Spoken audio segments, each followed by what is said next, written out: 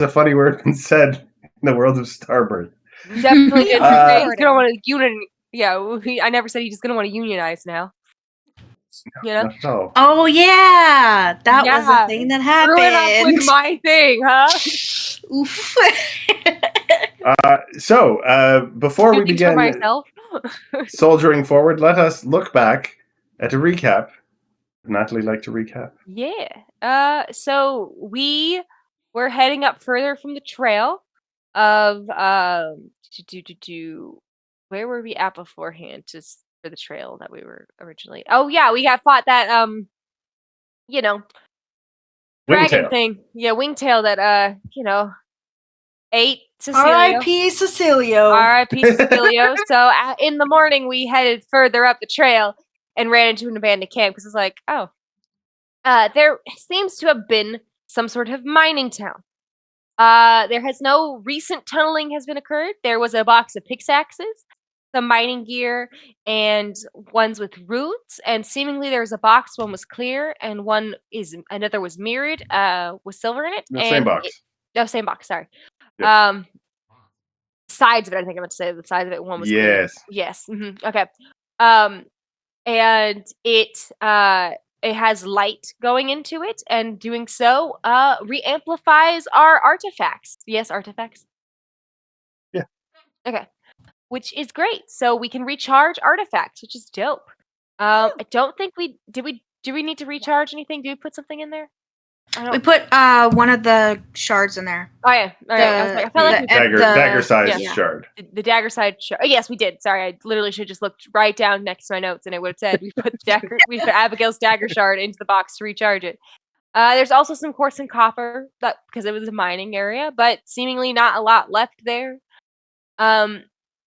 We head as we are exploring. Both Abigail and Beatrice see two different things off in the distance. Abigail finds a statue. Beatrice, for a flash, sees a green light in the distance. Before she can go investigate, Abigail has already made her way to, so Beatrice is following along to where we find a gray rock throne facing out the valley, with a fire pit missing a piece of the brazier, seemingly holding something.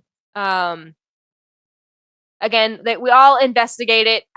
We took a decent look. I thought we got some decent rolls for it. The throne provides a commanding view of the valley, and there seems to be a compartment under the stone that pulls out with a pack of rope, a scale-shaped rock, and a map with pathways going up the mountain.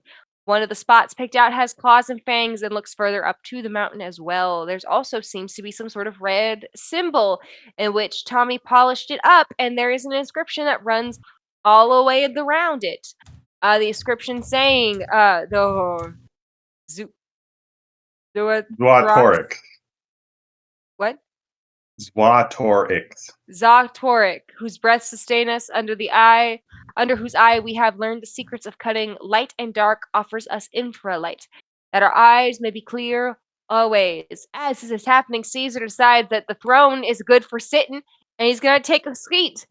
Passing a save, he just gets a whiff of home, and feels like this is the last area of general magic around here is that throne area. Well, because Kaiser did a good job and didn't, disintegrate, burn up, or go crazy. All the things that we've kind of already dealt with. So or maybe all three, Maybe all three, Kiara decides this is a perfect time to go also sit on the throne. And then fails, because that's cooler than saving again, obviously. And has a feeling that takes her mind back in time, somewhere she has never been, in which there seems to be a ritual happening on a certain night. The locks only being lit by the brazier, being held, holding the stone. There is no sun nor moon. It is a time celebration, and the colors have shifted into a sense of like the purple, blue, red kind of thing to get with infrared light. And you also see the people in this infralight. There seems to be a sense also too, like she's experiencing this through somebody who is sitting on the throne as they are breathing in and out. And they say to learn more below. Whatever that means. As that happens, Abigail and Beatrice head off to the Green Glint in which we find a massive chunk of Ruatal's moon in there. And before we can do that, Abigail falls into another hole.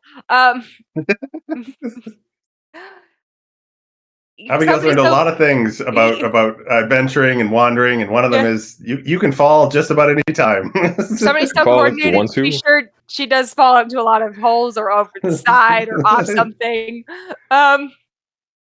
We attempt to get some chunks out. It seems like this piece does not have the full light of Rutil. We get some out with a pickaxe, and Yara realizes that the axe, the green axe that we have, cuts it, and it works really well. As this is also happening, Beatrice sees the glint inside the stone, reaches out to touch it on the stone.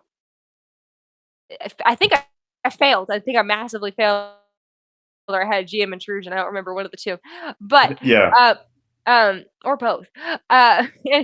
Ruatel's voice comes out of Beatrice and says that the light of Rutel grows because the dawn has come. My artifacts increase in power, but my affinity towards other magics have now become difficult.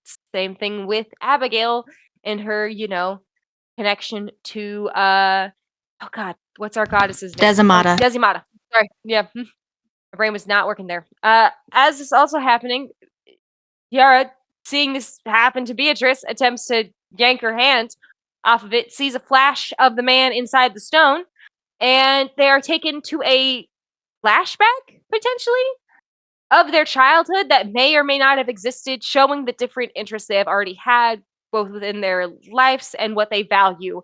And again, both seem to be being pulled to different gods. So we'll see how well that goes. Only Kaiser's the only one who's been able to be like, hey, I can do two things at once. And Kaiser, speaking of which, sacrifices a little bit of himself, gets another mark on his head with a literal crown, in a sense, and is able to also bond with the magic of Ruatil, so he's truly making his way to the Avatar state, so this should be great. We head further up the mountain and set up camp as the sun starts to set, knowing that we will get to the symbol in which we feel like maybe we'll find a passage, potentially, under the mountain to the top, or, run into a horrific monster. Who truly knows? Maybe, again, both. Why not both? Okay, so dos. But we set up camp knowing that we will not run into the wingtail, so that's great. Abigail and Kaiser talk about Celio, in which, Kaiser opens up about his ex-wife, which is Nero's mom, and, he's not biologically Nero's father, but he's Nero's father, so, and he kind of cracks the code on the fact that the reason we seem to have these multiple connections to God, which did not exist for these people beforehand, is that we are literally just built different because we literally come from a completely different planet. And Abigail mentions that her rest might be changing, that she might want to teach and help build the community rather than isolate herself and be alone.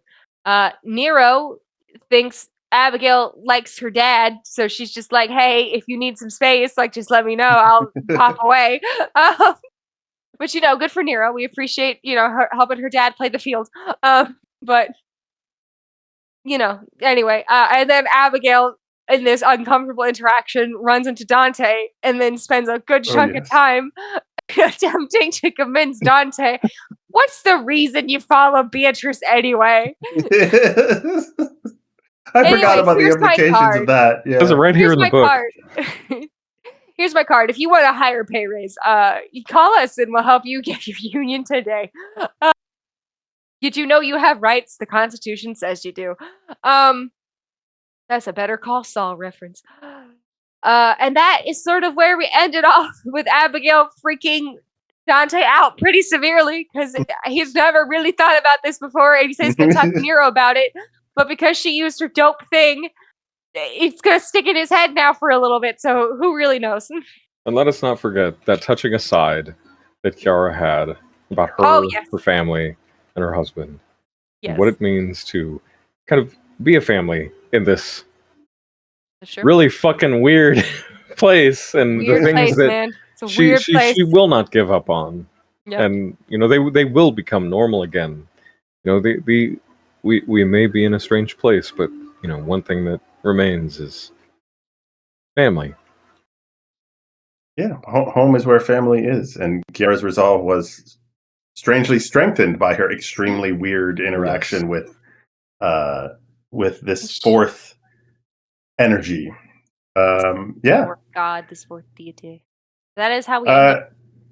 Yeah, there is a world in which I hex crawl you up the side of this mountain, but I feel like that is not getting to the meaty stuff. So we montage your way struggling up the mountain, avoiding a cave where there might have been a large predator, a bear-like thing that might be still hibernating, crossing an unusual bridge that had basically been sabotaged from one side, sending someone across first. You may choose in your mind who made the trip, and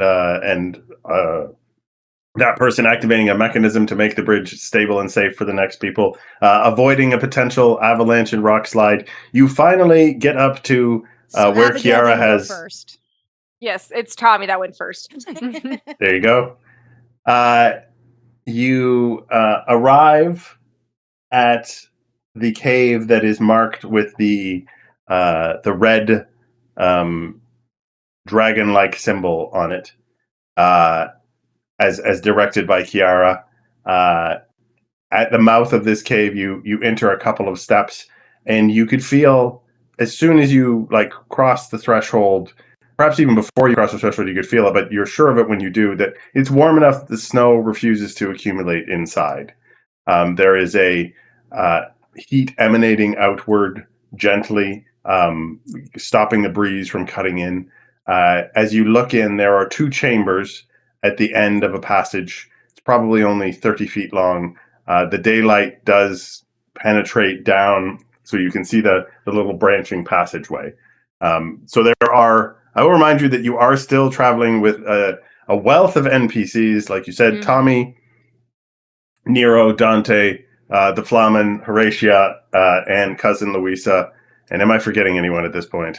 Well, Cecilia's dead, so her husband. Yeah. Yes, Fabio. and Fabio. So quite the crowd enters the sort of, I don't want to call it foyer, but the entrance of this cave. You can go left or right. Oh, it's the ultimate decision. Do we want You to... slap your two fingers on the wall, whichever one hurts the most. That's the way you go. Oh wait, no, I think I have a thing for this. Have you ever been inside a cave before? Yeah. I got married in a cave. What? It was like a man-made cave, but it was a cave. Why would anyone get married in a cave? She wanted a very thematic wedding. What was the theme? Caves. Whatever she wanted. Can I assess danger on our two options, or do they look pretty identical? You do not see anything that is immediately dangerous. You can't. You don't hear anything coming from either one that would indicate activity specifically of any kind. You do get a sense, just sort of poking around, listening carefully, in that the left side is a larger chamber than the right. The right is more cramped. The left has sort of an open space where the right does not. So do we want to go for the bigger room chamber, or do we want to go for the smaller one? I like the bigger. All right, to the left it is. You head left, branch off. It's only another 10 or 20 feet. It's a wide open area. It's hard to see in here because at the back it is fairly dark. It's only about 4.5 feet high, so everybody has to kind of crouch down to get in here.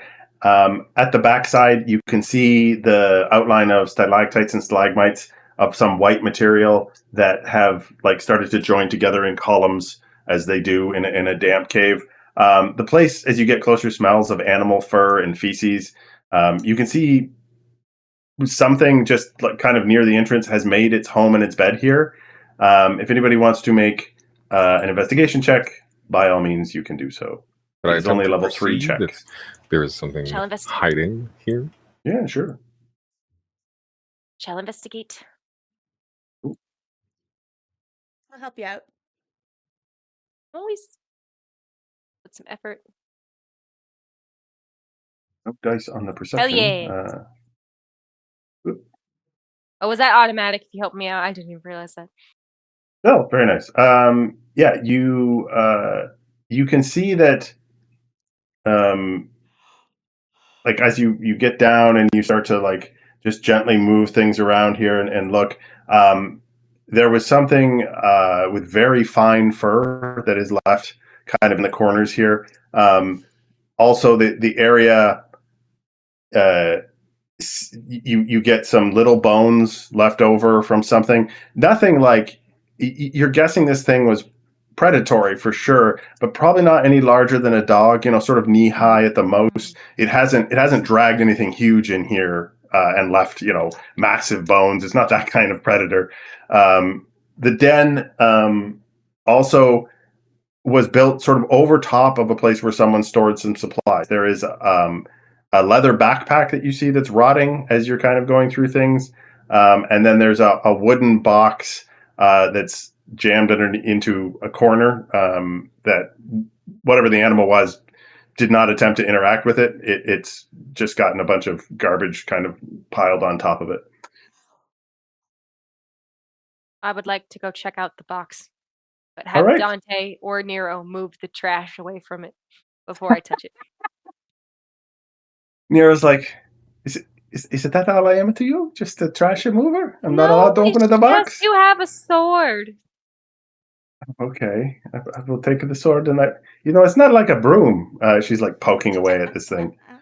The box, as you open it up, has sawdust in the bottom for the purposes of like absorbing moisture to keep the sort of humidity stable. And you actually have to crack. Sorry, you don't have to crack it open, but you can see there's tar on the edges all along the bottom where all of the seams are sealed up on the planks, and it contains 5 torches, flint and tinder, a long string balled up, and 4 sticks of chalk. The backpack has a long rope in it. It has not fared quite as well. It seems to be fairly sturdy, but it is a little like it's gotten kind of slimy around the sides. You'd need to clean it up before you could use the rope. Not the end of the world.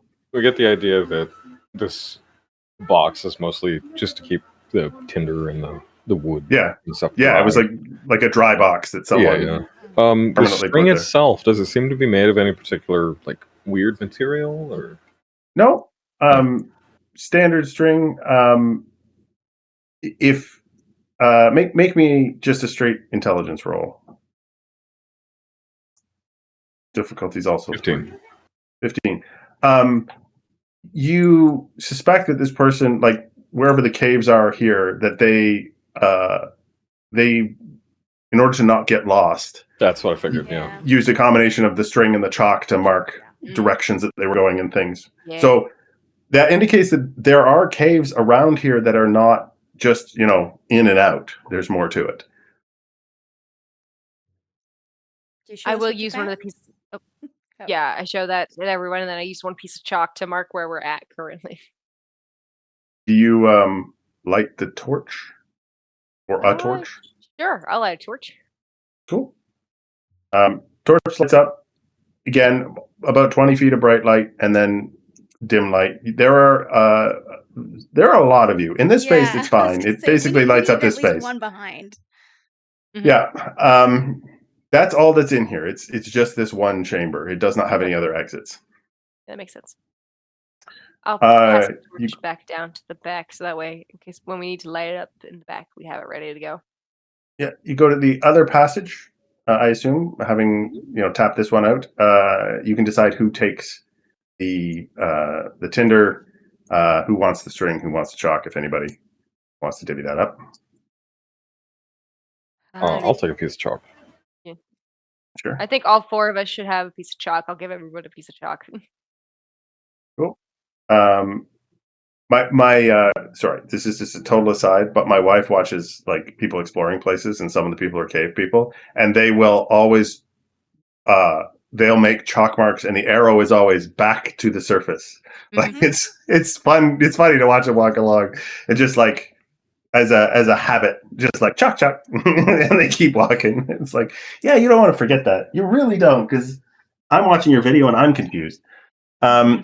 The other passage leads to a little bit longer passage, but it leads to a metal door, clearly artificial, and it has a mechanism incorporated into its surface, and on it you observe the same 4 symbols and the circle that you saw back at the monument that was west of the forest. Ooh. So you have the triangle, the green triangle, the sun, the red dragon, and the black teardrop. The 4 concentric circles, all 4 of the symbols have been moved to the bottom center of these, as though they sort of dropped back down by gravity. But there is a slot at the side where you can move symbols between rows. Interesting. Some kind of lock. Yep. So I can't jiggle the handle to make it open, is what you're telling me. No. What if I just turn it on and off again? Would that open it? Someone unplug it. That should work. Control Alt Delete. Clear the cache. So the things that can drop into slots, that's the symbols, or like you can put them anywhere. Any symbol can go anywhere in one of the circles. oh, okay. Do we remember how it went in the actual circle? The shrine did not seem to have a pattern to it. Okay, didn't have a pattern. But Fabio has been obsessing over these symbols for Yeah, some time. Okay, what if we do, Fabio? Stick with me here. What if we do? I'm stick with you every day, which is why we all climb the mountain together. What if we do Desimata's or Ismerald's light up top, at the top part? Yes, that makes sense to me. You move the sun all the way to the top middle. Do sunrises. Because there is in the depiction on the flag, it looks like there is 1 symbol in each circle. Do the guy, the thing's name I can't remember how to say. Those Zwatorix? Zatorix at the bottom. Zatorix. The bottom, and now we just need to figure out which goes left and which goes right. Other way around that I just did. Anyway.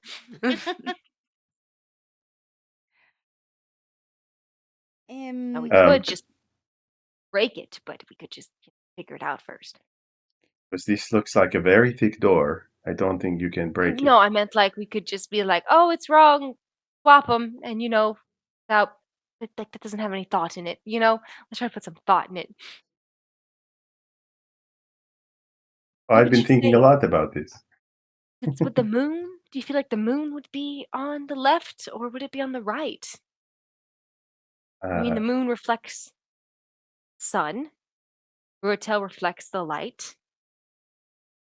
And have to come after Desimata then? He goes, this was the one that we could see on the flag. He goes, it was on the left-hand side of the second circle. And he spins it down over to the left-hand side. He goes, but the black part was, and he kind of like gestures across the lower right-hand section of the thing. He goes, Tommy, what did we see on the barn, on the back of the docks place? And Tommy kind of shuffles up and he's like, oh, I think I recognize this. Let's see, black teardrop. Everybody loves a black teardrop around here, right? Yep, it's our favorite. He goes, we put that opposite the light, and he puts it down at the bottom of the third ring.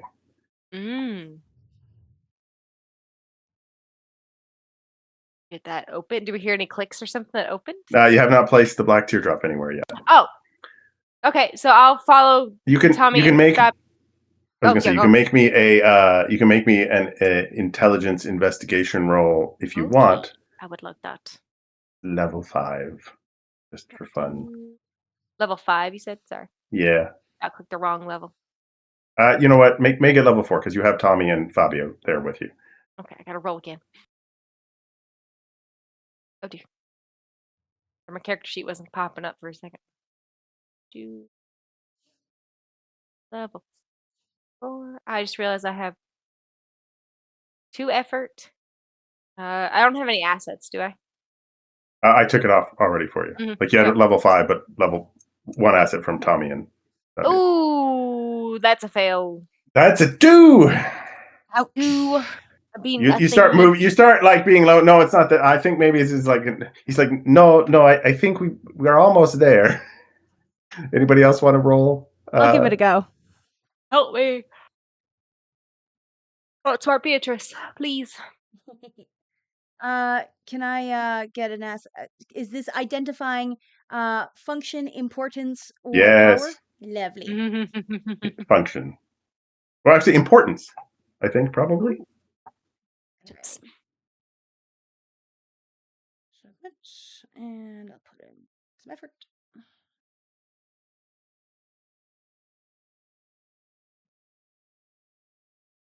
Right on 15, but of course Nice.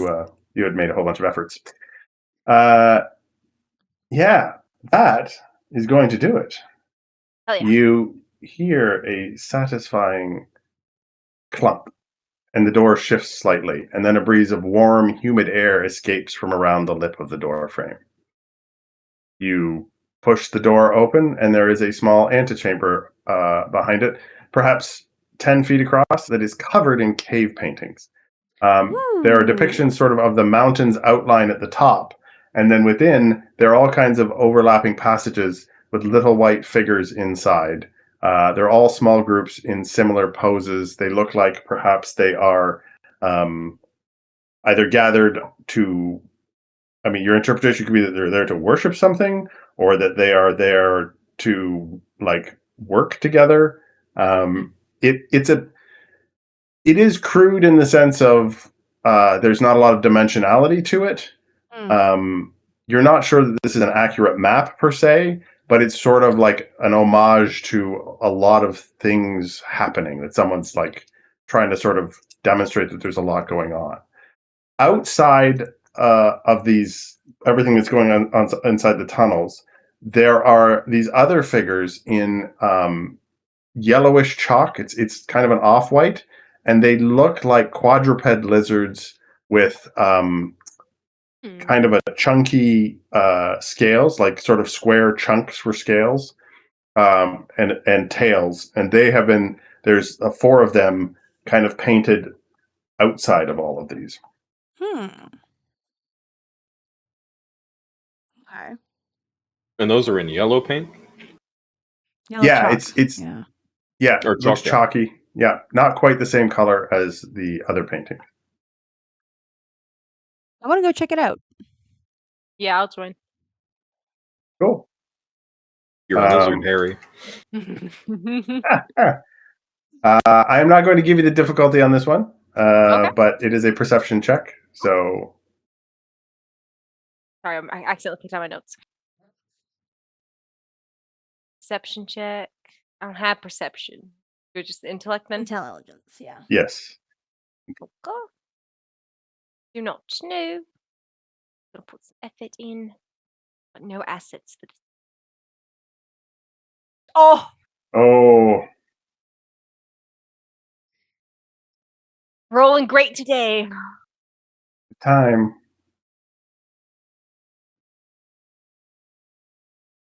Damn. A roll of 6. So you beat a difficulty of 2, 3, 4. You beat difficulty 5.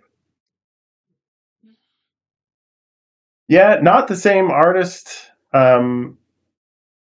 Beatrice, you feel like you're wasting your time on chalk paintings when there's something making warm air inside the mountain. Seems way more important. That's your GM intrusion. This is stupid. These paintings are stupid and they look bad. They're not stupid. People do art like this to communicate. Doesn't mean it's good. Well, I don't think these were made by the same people. So somebody thought these were important, but not these people. How can you tell? Well, look at the chalk. It's not the same material. It's a different sort of like art style. Like, look at the line. Remember how we look at different people's penmanship? It's very similar. It's like a fingerprint. So chalkmanship. Sure. All right. So 4 individuals drew these things? At least 2. The lizards could have been drawn by one person and these could have been, or 2 different cultures. Okay, so one specified the lizards and the other specified a bunch of events. It's like a bunch of people specifically. A bunch of people, sorry. Yeah. So, inside. So knowing how dragons are just pure creatures of myth to us in our like ethos, do these seem like an interpretation of dragons, or are they markedly lizard-like? They are markedly lizard-like. Okay. Yeah, you feel like scale-wise, it doesn't look like they're trying to draw a huge thing in comparison to these little people. Nice. Like it doesn't seem like they're trying to make the 2 things interact. They just seem like they were very keen on making these lizards probably a lot more anatomically accurate than anything else in the sort of map-like thing that you see. They have long necks. The passage beyond is utterly dark until you bring your torch to bear on it. You see that only about 20 feet down, it branches. On the left, there is a staircase that looks like a natural stone stair that starts almost immediately as the passage branches off. It is so narrow that one person at a time can get up this thing. On the right, your torch picks up right sort of at the edge of the reach of the light, like shiny objects on the walls and floor, like light reflecting back. Does it reflect back the light of the flame itself, or is it a particular color? It is like you think it's the light of the flame. It's like a whitish or like a goldenish kind of flame, but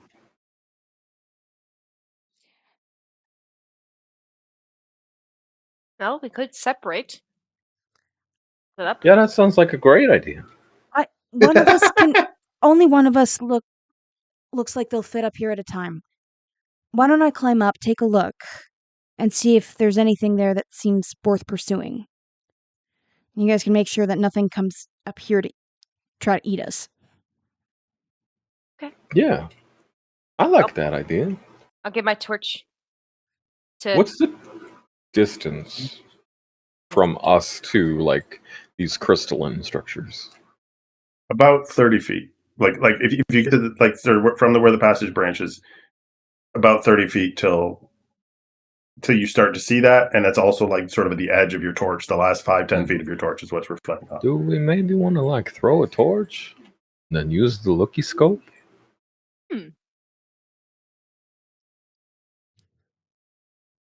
Okay, Tommy, light one of the spare torches and then huck it down that way. Right, light and throw, and it's a globe of light comes around, and he tosses it, and the torch almost goes out as it clatters down, and then you see like an area glowing, that sort of the ring of an entrance of an archway, crudely cut out, glittering all around the edges of the archway, like a quartz vein or the inside of a geode with all of the different sort of angles reflecting. The torch is flickering there. It doesn't reflect much past that. The chamber beyond that is quite large.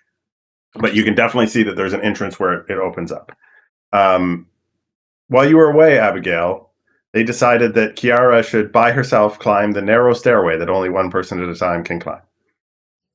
Better than Abigail doing it. Yep. Because That's fair. She probably would have fallen down. I do want to ask a quick clarifying question, Greg. Do these lizard people thingies, do they seem to be above, like, the other people that were drawn? No, they're kind of just outside of those drawings. There's one low down either side and kind of up. Yeah. Just wanted to ask that. Yeah, no problem.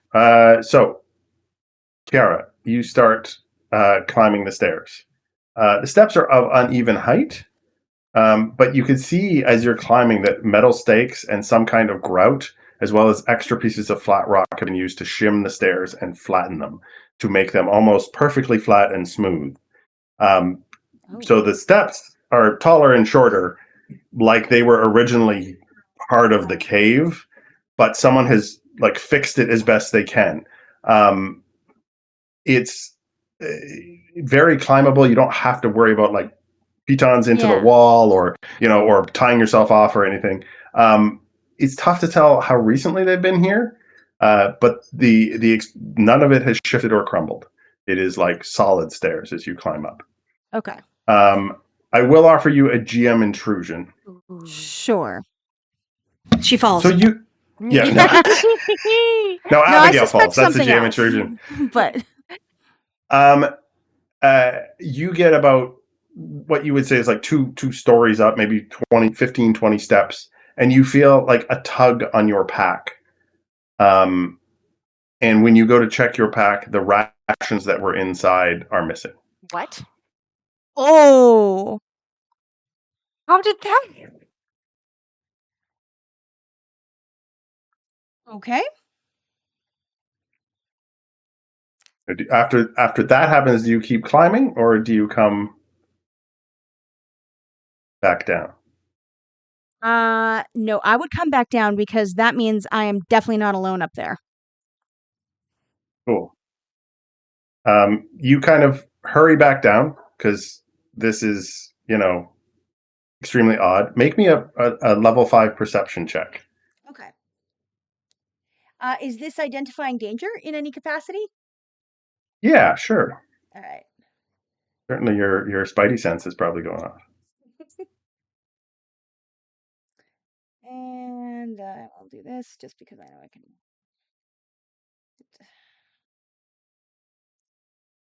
Hey, let's go. There we go. What do you see? You are coming back down, and you kind of have your head down, and you're looking at the steps as you were when you were going up, and you catch out of the corner of your eye something white, and you look up, and on either side of the wall are pictures of these lizard quadruped things. Oh. Your major effect, those pictures were not there when you were going up. You're sure you would have caught that. What the fuck? Oh, that's great. That's awesome. Okay.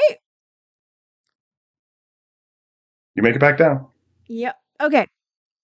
I am going to immediately go find my my sister and Abigail. Yeah, they're all it's not a very big area. They did not proceed to the next room. They're waiting. We're not alone. Obviously. No, I mean beyond the people we know. I went up the stairs and my food is gone. I didn't hear anybody take it. I didn't feel anybody take it. But But you felt a tug on your pack. Yeah, I felt a tug on my pack, but I didn't see anything. But when I looked along the stairs, there were the images of those lizard things. They were there. And I know beyond, and I'm going to look I'm a little pointedly at Kaiser. I know they weren't there when I went up, and it's not because I'm going crazy. So I don't know what that is, but I didn't go any further up the stairs. It seemed like something where if we were to pursue that, I would definitely want a rope around me or something. Yeah, no, that The makes stairs sense. have been fixed. I don't know how long ago that was, though. So So there's that something passage has been well worn. in the staircase that's drawing pictures and taking your food that you can't see and doing it at incredibly remarkable speeds because it's not like you were just lollygagging. No. I don't know what those are, but I'm not exactly dull with my senses. Getting snuck upon did not seem like a great plan. No, I By the way, agree who on do you that. give the other XP to? Oh yeah, right. I will give it to my sister because I love her. Yay! Thank you. I appreciate. Now I'm gonna get an edge and speed.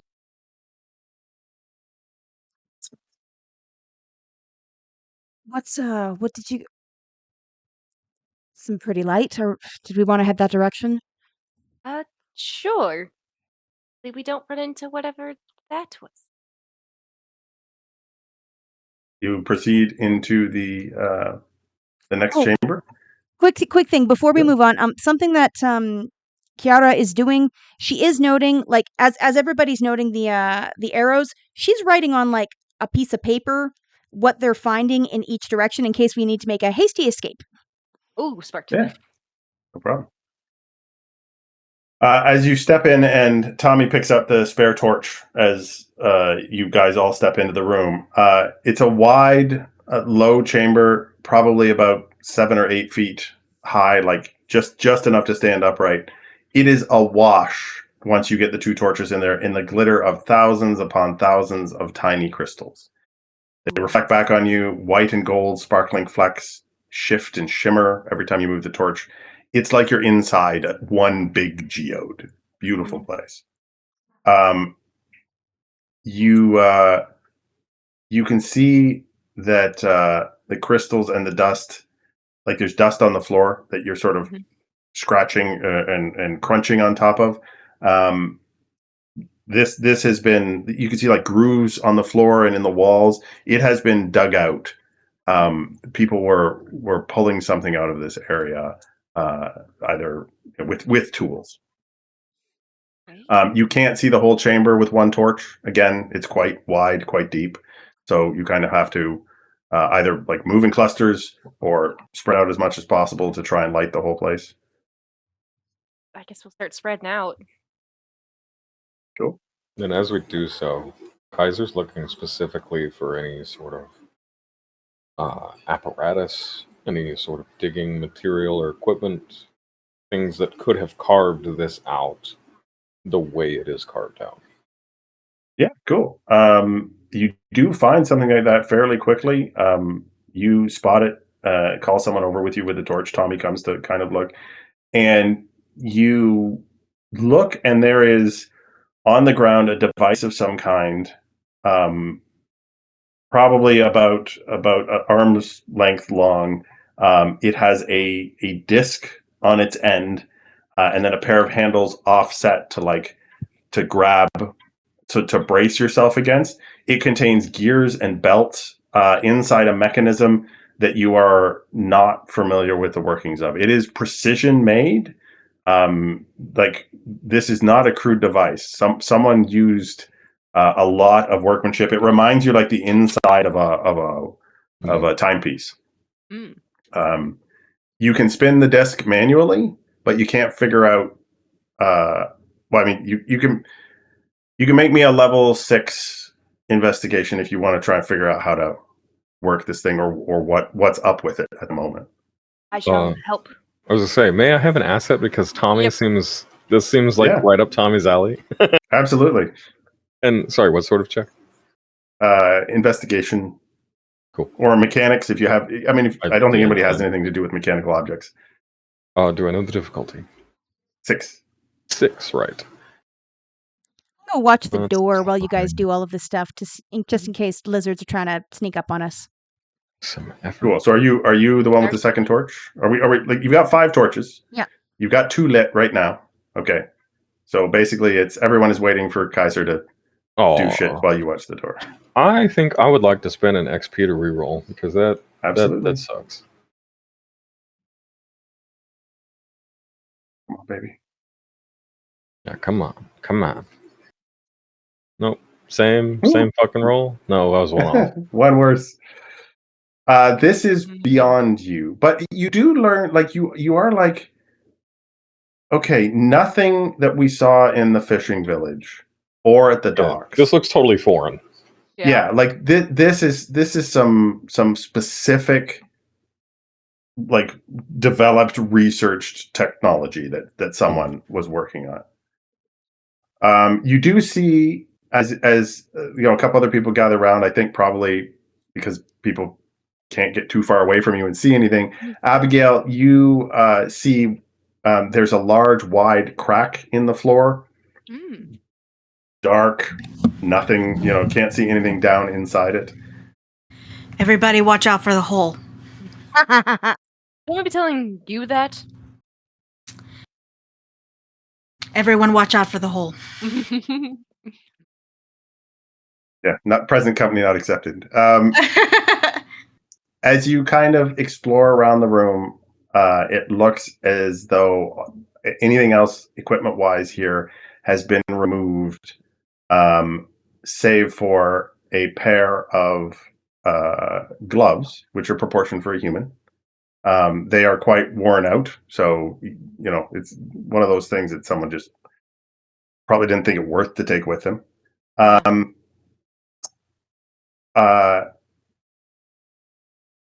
While you were watching the door, Kiara, it's all perception and investigation checks. Alright. Yeah, I've got Fabio with me. Can he give me the help action? yeah, he can assist. Beautiful. What are we looking for again? Why are we watching the door? They're like a lizard. Sorry, Those lizard why things are that we saw. watching the door? My bad. Well, I think there's a possibility they're following us. I don't know. But I don't want anything sneaking up. Okay. Investigation. This is going to be a level 6. 6. Okay. Asset to 5. Okay. And I will put the effort in. And an asset. Alright. Ooh. Only a 3. We're missing our marks today, people. Nothing arrives in the hallway while you are watching it. And he's like, you didn't hear anything? You know, you got good ears. Maybe they're really light on their feet. Maybe I felt it, and my pack is void of food. No, that's fair. And I mean, it's a little narrow stairway. You probably would have seen it if it, you know, fell Yeah. on the stairs. You all notice as you're kind of waiting, standing around, as time has gone on here and you're kind of looking in the different edges and whatever, there's very faint, repetitive vibrations that are coming through the floor and the walls, like something in the distance Ooh. is shaking. The other thing that you notice, and I think probably for sure Kaiser would notice this, and probably Abigail, but Beatrice has been definitely not interested in these paintings and discussing them. They look gross. I just don't understand the point. On the ceiling, the two of you find one of these paintings, but you're looking at like the crystalline surface, and it doesn't make sense that someone could paint with chalk on the surface, but you're still looking at it. Like something looks wrong about it.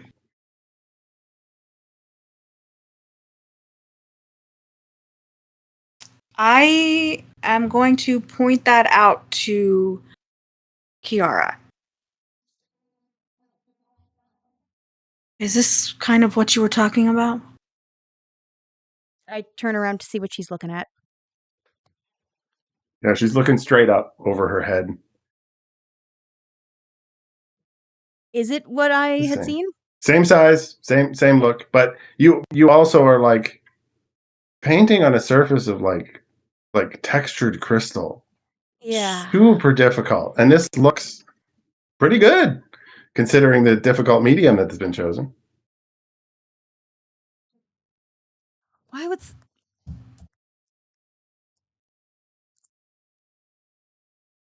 Okay, this sounds super weird, but I want to try shooting at it, like not at it specifically. I want to try.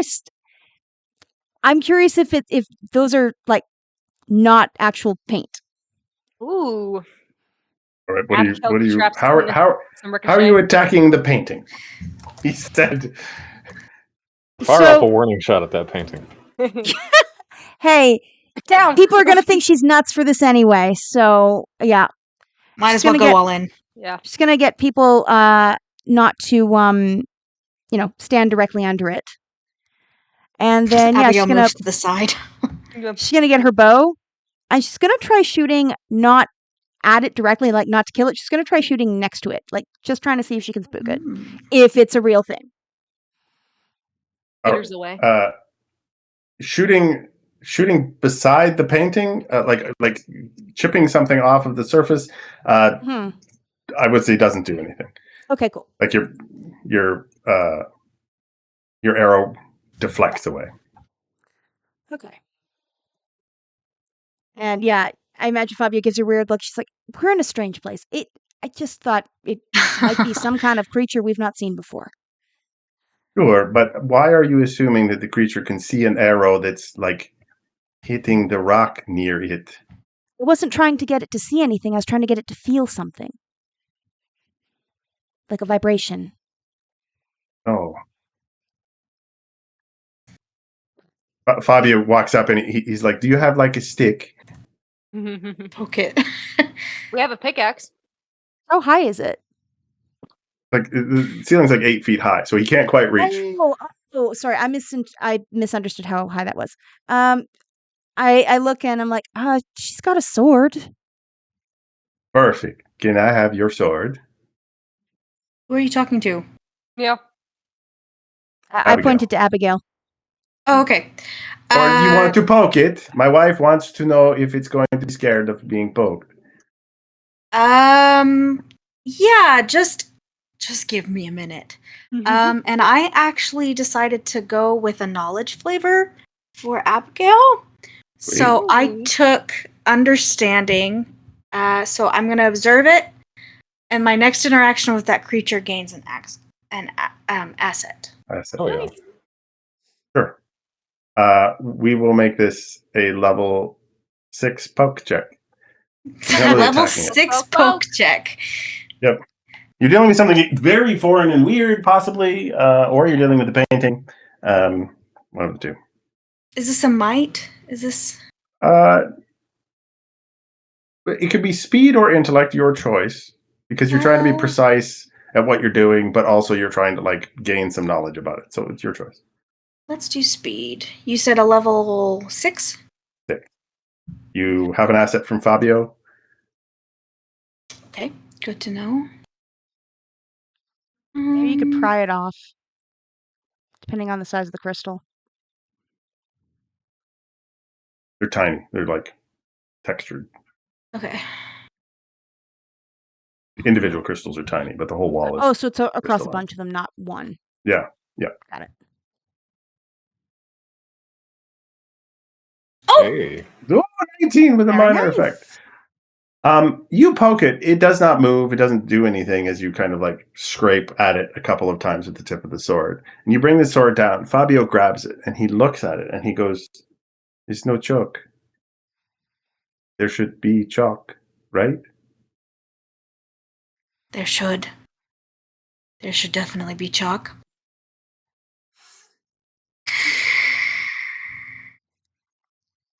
As you look around, past the torch around, there are now 4 of these paintings in the room on different walls. It's interesting. I've never known paintings to move. didn't have those there beforehand, right? No. No, they were Okay. not. Okay. All right. I'm gonna go into Fabio's bag and try to get some What food. is this? All right.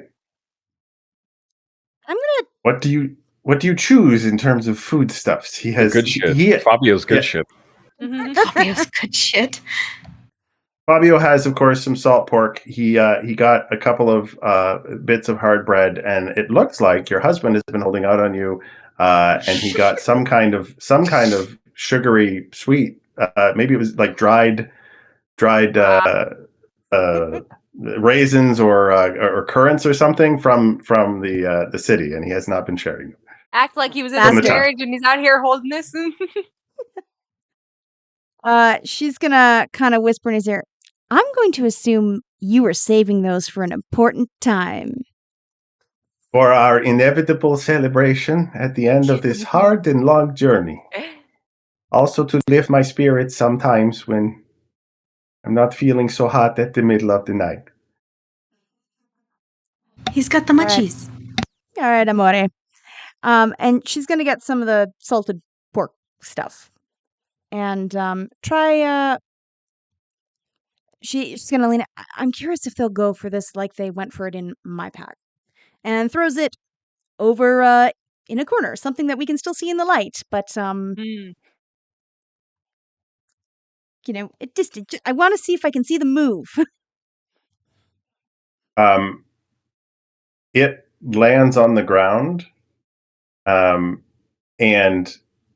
the bright light is, flickering off of the surface, and everyone's standing there, and they're all waiting, and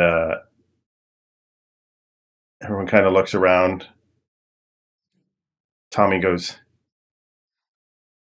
I mean, if I was in that situation, I probably wouldn't move either.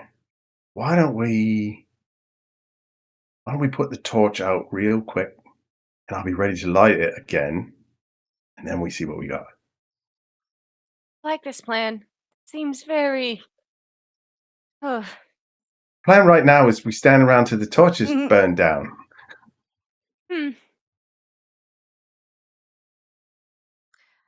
right. And I just look to Abigail. If you could also be ready to light a torch quickly, that would be good.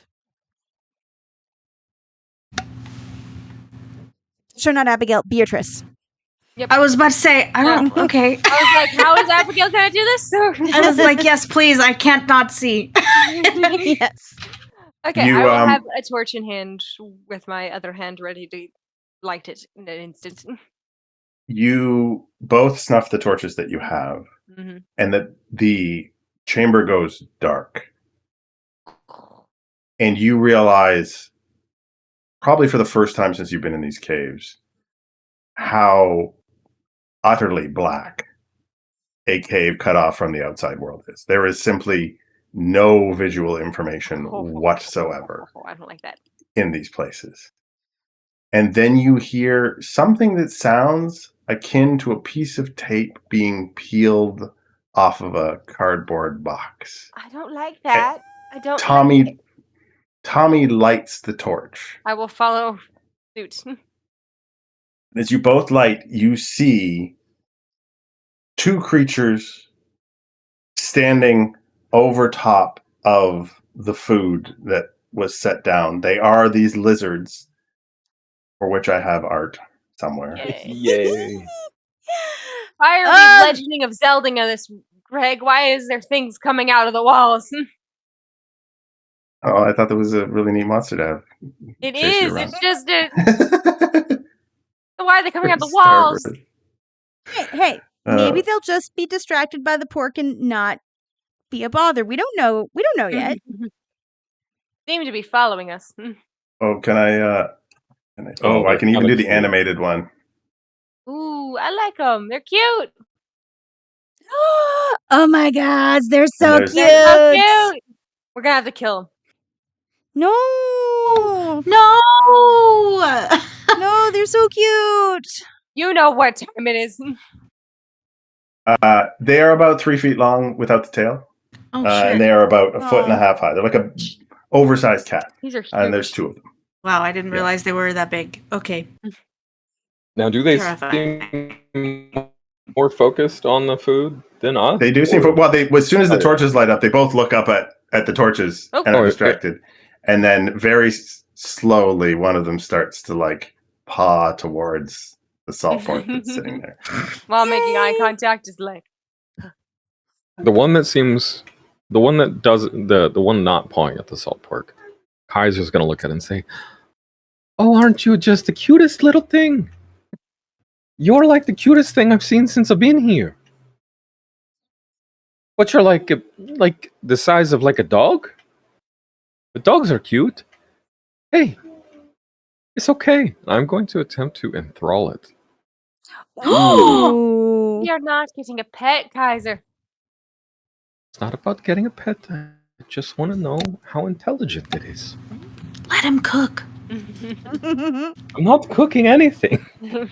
The salt pork is already is salted and anyway. You could cook those lizards? Hey, while your friend is eating, it's okay. And I can't move while I do this, so Yeah, it looks at you and it's like,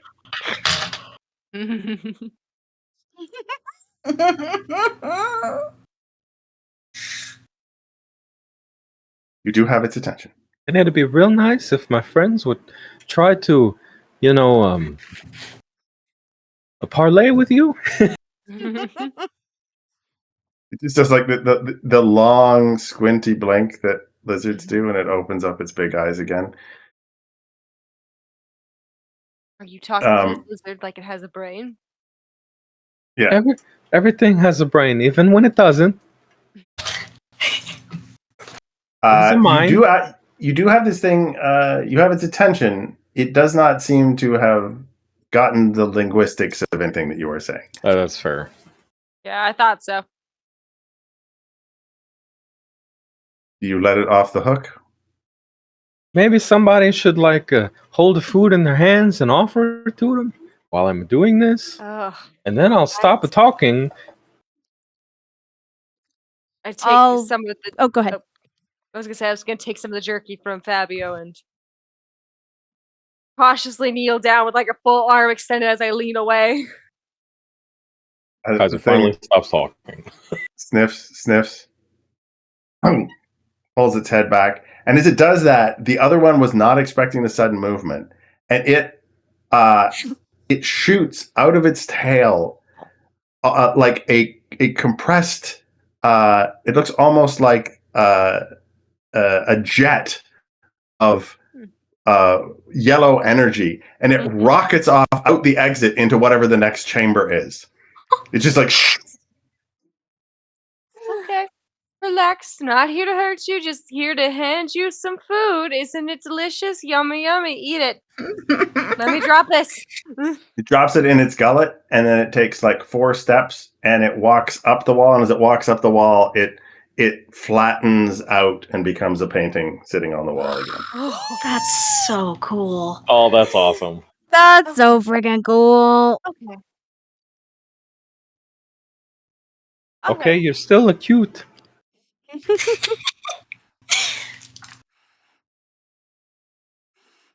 They're like All right. lizards that act like raccoons. Maybe Alright. we'll go follow the other one. Guess so. There is only one other exit to this room, as it were.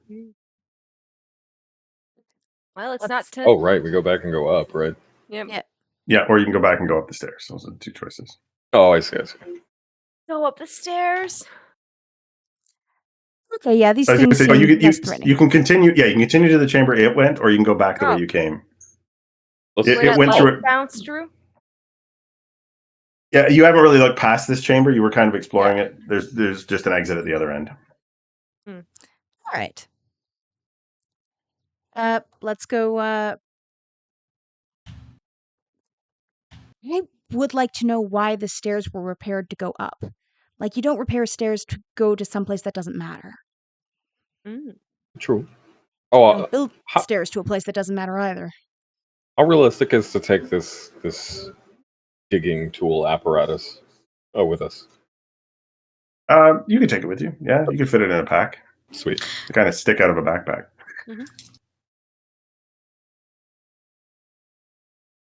Abigail is actually going to ask Kaiser if she could hold it. Ooh. But yeah, if you want to. Yeah. And I think she wants to take it and she kind of just wants to start fiddling with it and see if she could learn more about it. Cool. A level 7 investigation check will get you everything about it. But Okay. if you pass it at like a level 4 or level 5, given your learned background, I will give you something about it. So I have a skill in tinkering with devices. Wait, that help? somebody had a mechanical skill. Oh, I also have a skill in identifying. Yay! You can use them both. You can use them both. Yay! Great. And I don't think she's trying to learn, like she's trying to put too much effort in learning about this. But if she can learn some things about it, it would be nice. I could come help you with identifying function. If you want to. Sounds good. It's going to be 2. Give you an asset. Yes, it's. Yes. Nope. Oh my goodness. You were trained. You had an asset. You had a skill. I feel like you had one more with help from her. No, that was it. The 2 assets, one of them was help from her. May I provide The an other aspect given the one. figuring I've done with it already? Ooh. Only one person can help at a time, Okay, I fair. believe. So he already has help from someone. I was missed it. trained in Yeah. tinkering. Yeah, I was trained in identifying. I used an asset for tinkering, and then there was an asset for. Was that from help? You know what I'm Okay. going to say? Reroll that shit, because I'm going to spend an Hell XP for you. Yeah. Oh, thank Hell yeah. you! Oh my goodness. Okay. 20, 20, 20. Funny, I hope so. funny. Damn. Oh. Even worse. See, That the same sucks. number. Alas. Yeah, it's a complicated device. Your conclusion is it is involved in whatever they were doing to carve out this chamber, but the subtleties of it are past you. Which way are you guys continuing? I think into the next chamber with the other lizard. Go through the next Yep. Because then we can just double back. Because Yep. I'm figuring a path upward might lead up and out. Yeah. Oh, that's a good point. This is the largest chamber that you have encountered so far. It is at least 40 feet high, Ooh. 80 feet across, or like 80 feet deep. In the center, sorry, before I got the map, I had this, but at the far end, on the side rather, is a machine. It's made of brassy metal, sitting silently. It is gargantuan. It's like 20 feet high. There's a long pipe chimney you can see rising 10 feet out of the top of it. And then there's these great wheels sitting in the center. Ooh. It looks something like this. The scale of this machine is not something you have any experience with at all. Okay. There are sluiceways Cool. That's dope as with hell. for material or Damn. liquid to pour in and out of. These big concentric wheels that are massively heavy looking, but they are all screwed and riveted together with precision. It looks like they are perfectly round. You can see even just with your torches walking in, the device has like powder residue that sparkles like the crystals in the prior room on a lot of the external or the working surfaces of the thing. So also in the room, there is a cage in along the side that you can't quite see into from this distance, but you can see sort of the bars, the narrow kind of like wire cage setup. There is I would say without a perception check, you can see that something seems to move, like a shadow seems to move when you guys walk in the room. You can hear the sound of water flowing on the wall that's opposite the machine.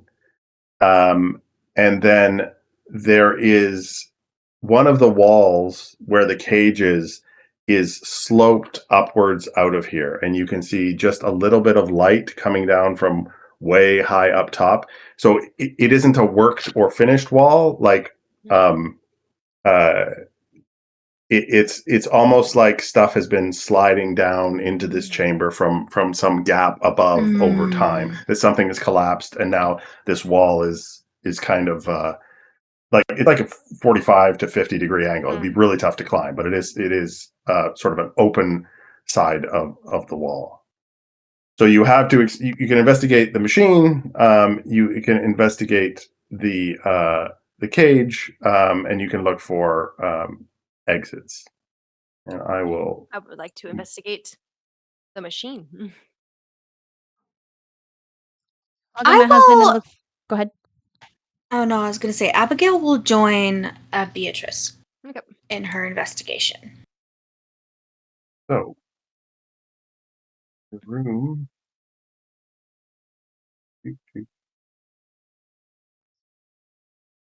Sorry, it was the machine.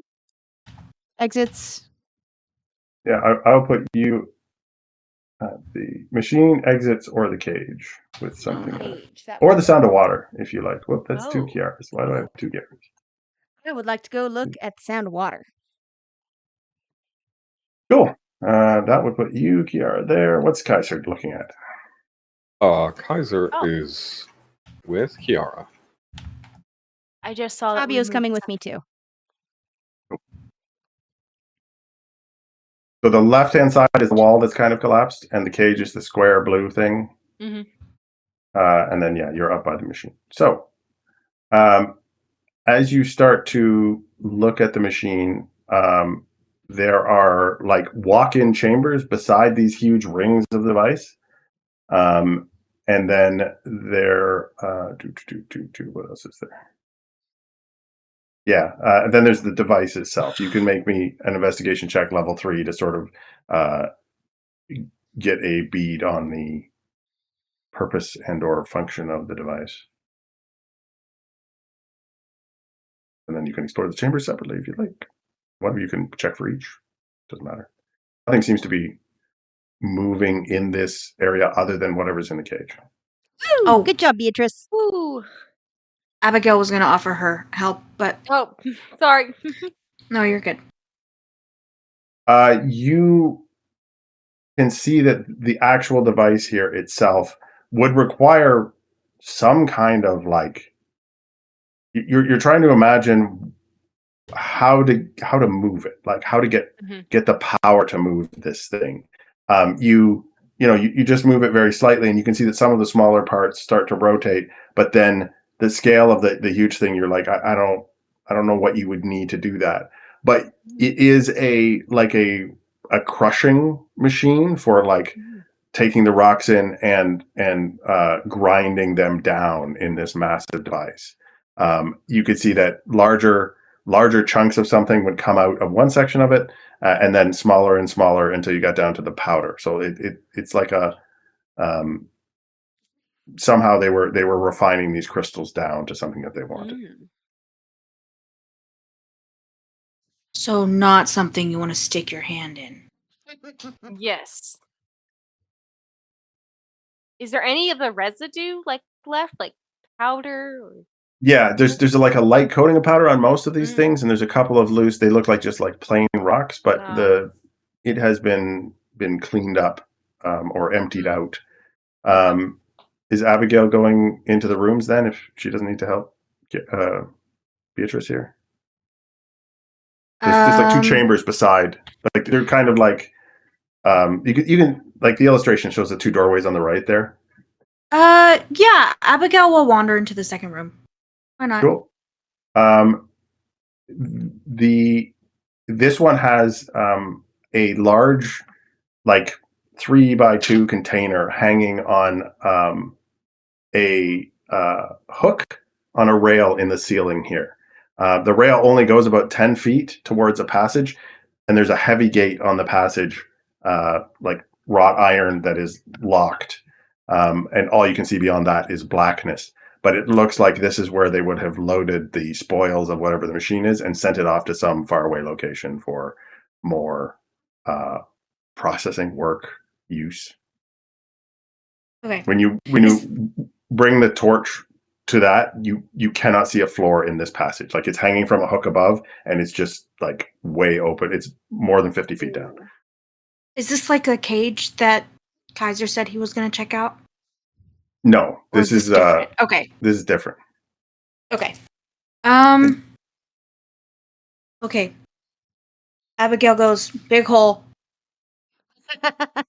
And then she's gonna look around. Is there any like documentation or like instructions maybe written on anywhere? Like, can she see any type of like writing or anything? So the chamber beside that has like a wall and a board of symbols, levers, screws, and there is a diagram of the machine that shows like how to make adjustments to different parts of it when it's running.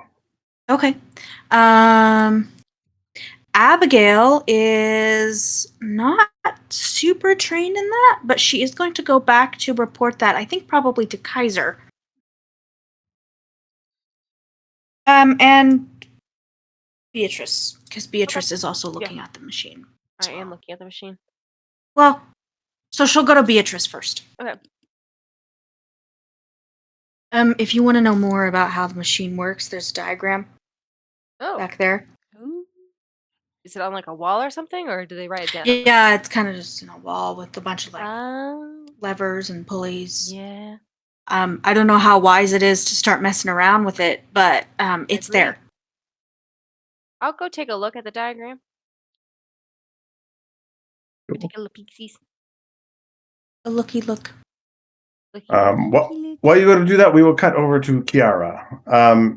You follow the sound of water to a like a cistern, and you can hear water pouring in. There's a pipe that goes straight up into the ceiling from above. There's water like trickling into the cistern. It never seems to overflow. Perhaps there's like a balancing or a runoff system or something else, but it's basically like a trough. And then that also connects with a pipe to the machine that is like running across the floor. Some part of this, you're not sure what the purpose is or whether the water's drinkable or not. Anything you were wondering about it? Yeah, she's probably wondering, like, where does the water go? So if she can see the pipe going, she would follow it. Yeah, you follow it down, and then you find that there are two. It goes parallel to, but not through the doorway. There's two exits, sort of at the top of this map, that go to different areas, somewhere further along. All right. I don't think she has enough information to determine the purpose of the water yet, just by looking at that. So she's going to keep exploring. Cool. It's tough to say, like what role this plays in the processing. It is, there is also what looks like a small burnt out fireplace or like a forge where maybe they were using this as like sort of, this is their water source for all purpose here. It is apparent someone was like repairing or making simple tools to work in this place. You find a shovel. Nothing terribly complicated. The machine itself is just this massive centerpiece of everything. For steam engine. Yeah. You head over to see what's in the cage, and the thing backs away from you as you get closer, Kaiser. I would say Tommy brings the spare torch with you because, Tommy! It is a cat-like creature, smaller than the lizards. With really large. Were already cat-like. Yeah, it's really large eyes. I love her. Golden fur. Looks kind of like Baxi. That's exactly what I was thinking.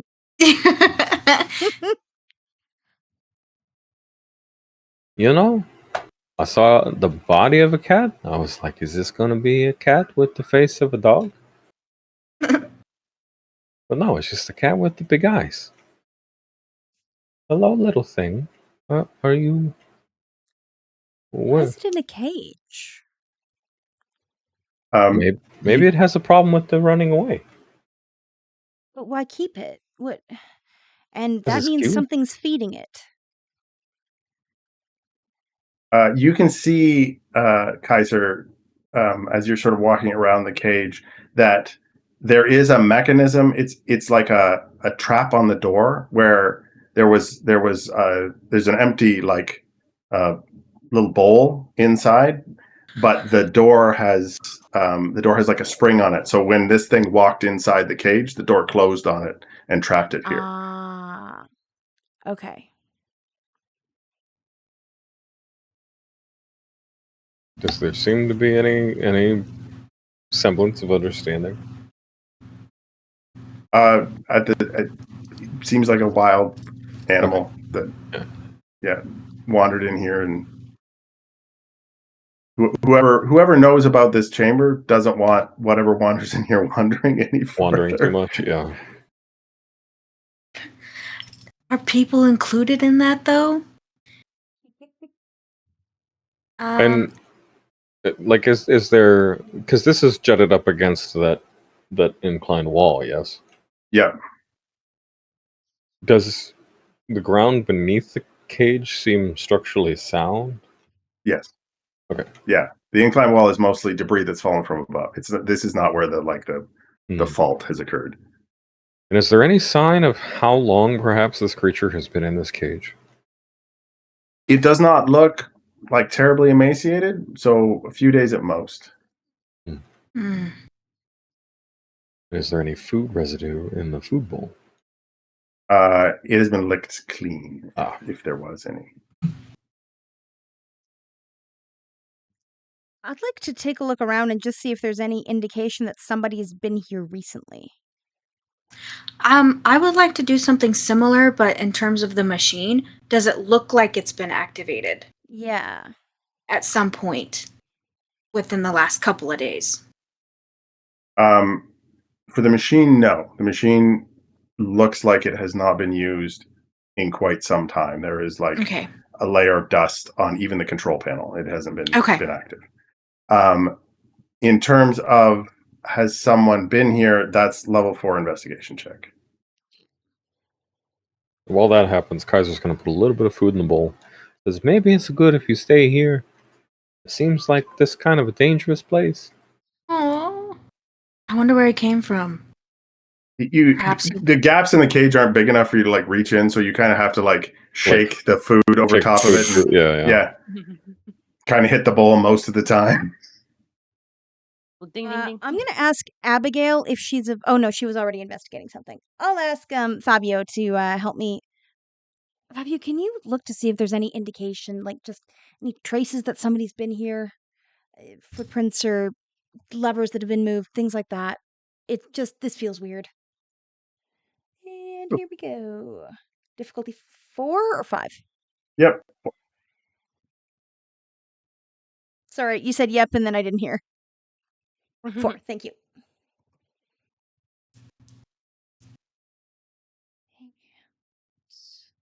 And assets. Alas. Tough to tell. I offer Ben you a GM intrusion. Yeah, I'll take it. It's cat bites you. The loose food on the ground has attracted the lizard from before that rises up out of the floor, and the cat absolutely loses its shit. And when the cat loses its shit and tries to attack the lizard sends its jet off, not realizing it's inside a cage. Oh no! And it pings around in the cage. It makes this awful racket that echoes through the whole place. It's like zinging, and then it makes this screeching noise. Then the cat is wailing. All this chaos is going on, and finally it freaks out at being trapped.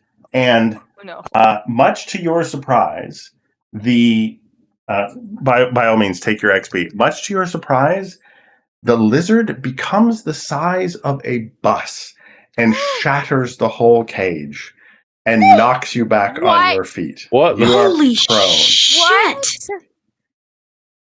They do that? What? They weren't that big, right? No, Ah! no, they were not. Why is it that big? Oh my god! God. Okay. Why are they that big?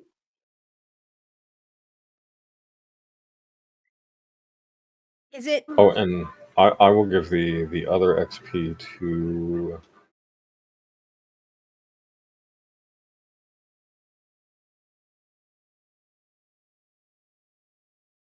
Abigail. Oh, thank you. I didn't have any, so I appreciate that. Yeah, Abigail, you're I guess they do that. Is it attacking? Or we all just stay very still? um, Can I assess danger on this thing? Does it seem like it's going to be aggressive towards us? yeah, you can do an assessing danger. Does it cost you anything, or It's just a roll. level 2? Okay. I'll just have it. Beatrice, no matter what, All is right. completely just standing still frozen. Just like if I don't move, it won't see me. The cat underneath it is absolutely in danger because it did not know what it hath wrought when it started to attack this thing. Yeah. But it's that big to scare everyone, Yeah, just like okay, it it is- scared everyone. I'm Okay. wondering if it's kind of like a puffer fish or like when cats get all really like Yeah. poofy. Yeah, they make themselves look bigger. Yeah, so if you're in the way of wherever it's going, it's a big problem. This is like a level 7 creature if you're standing in its chosen path. Oh, God. But if you can stay out of the way, yeah, it probably isn't targeting anything specific. Okay, that's good. That's good. We just don't move and we stay still and we get out of its way. The rest of the food that Kaiser had, like where he's fallen over, it's like landed and he's got it all over his face. He just scrapes it up his face Kaiser. and chucks it back the way, like flings Yeah. it back the way that we came. All right. You see this thing, like it tries to stomp on the cat, and of course the cat is extremely fast. So the cat just like darts out from underneath it, howls, looks at you, thinks about jumping on you, realizes you're on your back, and that probably isn't a good thing either. And it skitters towards the machine instead. And then the big lizard looks back and forth, and it takes 2 big steps towards the door and then kind of goes down to try and lick the food. Takes about 10 seconds to like try and locate it, and then shrinks back down, scoops up some of the food, and then flattens itself out on the floor, and the picture disappears. What happened? What happened? Got spooked. What do you even call one of those things? A fucking problem, apparently. That's really close. Let's make sure everybody's got something on them to distract one of these creatures. Yeah, okay. I don't All right, have is the much cat- other than a sword. Yeah, is the cat nearby us? Cat went into the machine. The Yeah, cat the went cat's into like- the machine. Yeah, it's looking for you know how cats are. It's like, Yeah. enough Oh, space. If Fuck. I fits, I sits. Okay. Here, kitty, come out. No, so that Why is do you not sound so domesticated. patronizing even when talking to animals? How do you get a cat out of here? Offer it food. Yeah, that worked so well the last time. You see, the lizard was a variable. But I'm going to treat it as a variable that's going to be potentially in all of my problems from now on, since it can be the size of that. If have we explored the other door as well? Because you said there were two. Yeah, two on the opposite end. No, you have not really gotten to the doors yet. You were kind of orienting yourself. A little distracted. Real quick, Greg. Does it feel like this cat could understand human speech at all? No. Damn it. No, it's like a little baby lynx. Well, maybe it's an adult lynx, but they're small. It Whichever. couldn't do a little demeanor command and listen to me. No. Demand you get out of there. Just gonna look All at right. Beatrice. We can try to find a pet later. I think we've got bigger things on our mind. The machine. So don't turn on the machine. It'll be fine. I don't even know how to do that. Once the Well, machine maybe we turns could- on. I'd like to know what it does. I would too. That's why I'm trying to figure this thing out, and I can't do that when there's that in there. As they're arguing over this, Kaiser is going to place his hands on the machine and close his eyes. And he is going to reach out to Desimata for a premonition regarding this chamber. Ooh. There's now a cat. Without fuel, this device will not do pretty much anything. What the fuck is its fuel? Good question. As you are sort of discussing this, you spend a few minutes like kind of vainly trying to get the cat to show its face.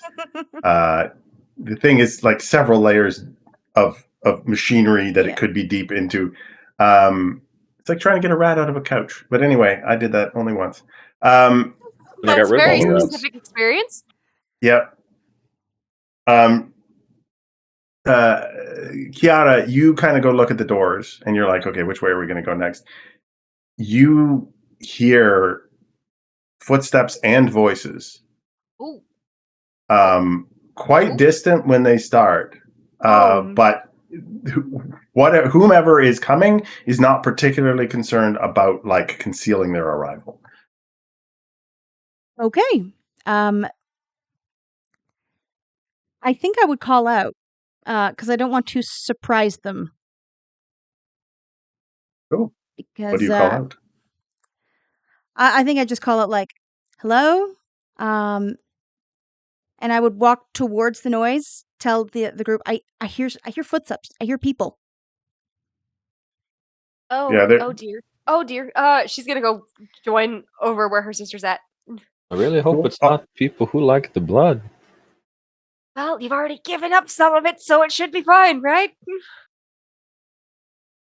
Yeah, I'm gonna go with Fabio and my sister and walk towards the noise. Okay. Your hello, like there's a lot of echoing going on down these hard stone passages, tunnels, wherever they're coming from. So it takes a few minutes for them to get closer. Your initial little hello, unless you bellowed it out, did not reach them. If you call again when you perceive that they have gotten closer, your like greeting causes them to stop talking. But not, you can still hear their footsteps coming, perhaps a little quicker than they were before. Yeah. Okay. A group of humanoids, after about 5 more minutes, arrives confidently, not appearing to hide their approach. As the first one comes into view, though, she raises her hand to shield her eyes from your torch. And you see pale white skin exposed under tough, heavy-looking fabric. 2 more arrive right behind her, and one shouts a strange word. I offer a GM intrusion to whoever's holding the torch. That would be me. It was Kiara, wasn't it? Yeah. a brief swirl of wind twists the torch in your hand, extinguishes it, and leaves all of you in the dark. It takes the other torch out in the room as well. No. Only the faint ray of light somewhere high above lets you know that more people have arrived, but there is not enough light in here to count them all. You hear Zun, 6. The command is in a tongue that seems like a heavily accented version of what you've heard before, but you don't quite recognize the words. You also hear the slapping of heavy, fleshy feet on the stone floor arriving last, something that shifts near the newcomers, low to the ground. Another statement, Sein Kaffenbad. The inflection is a question. One word out of those seems familiar. Sein Am I means who. Who? Ooh. Okay, so I'm guessing they're asking who we are.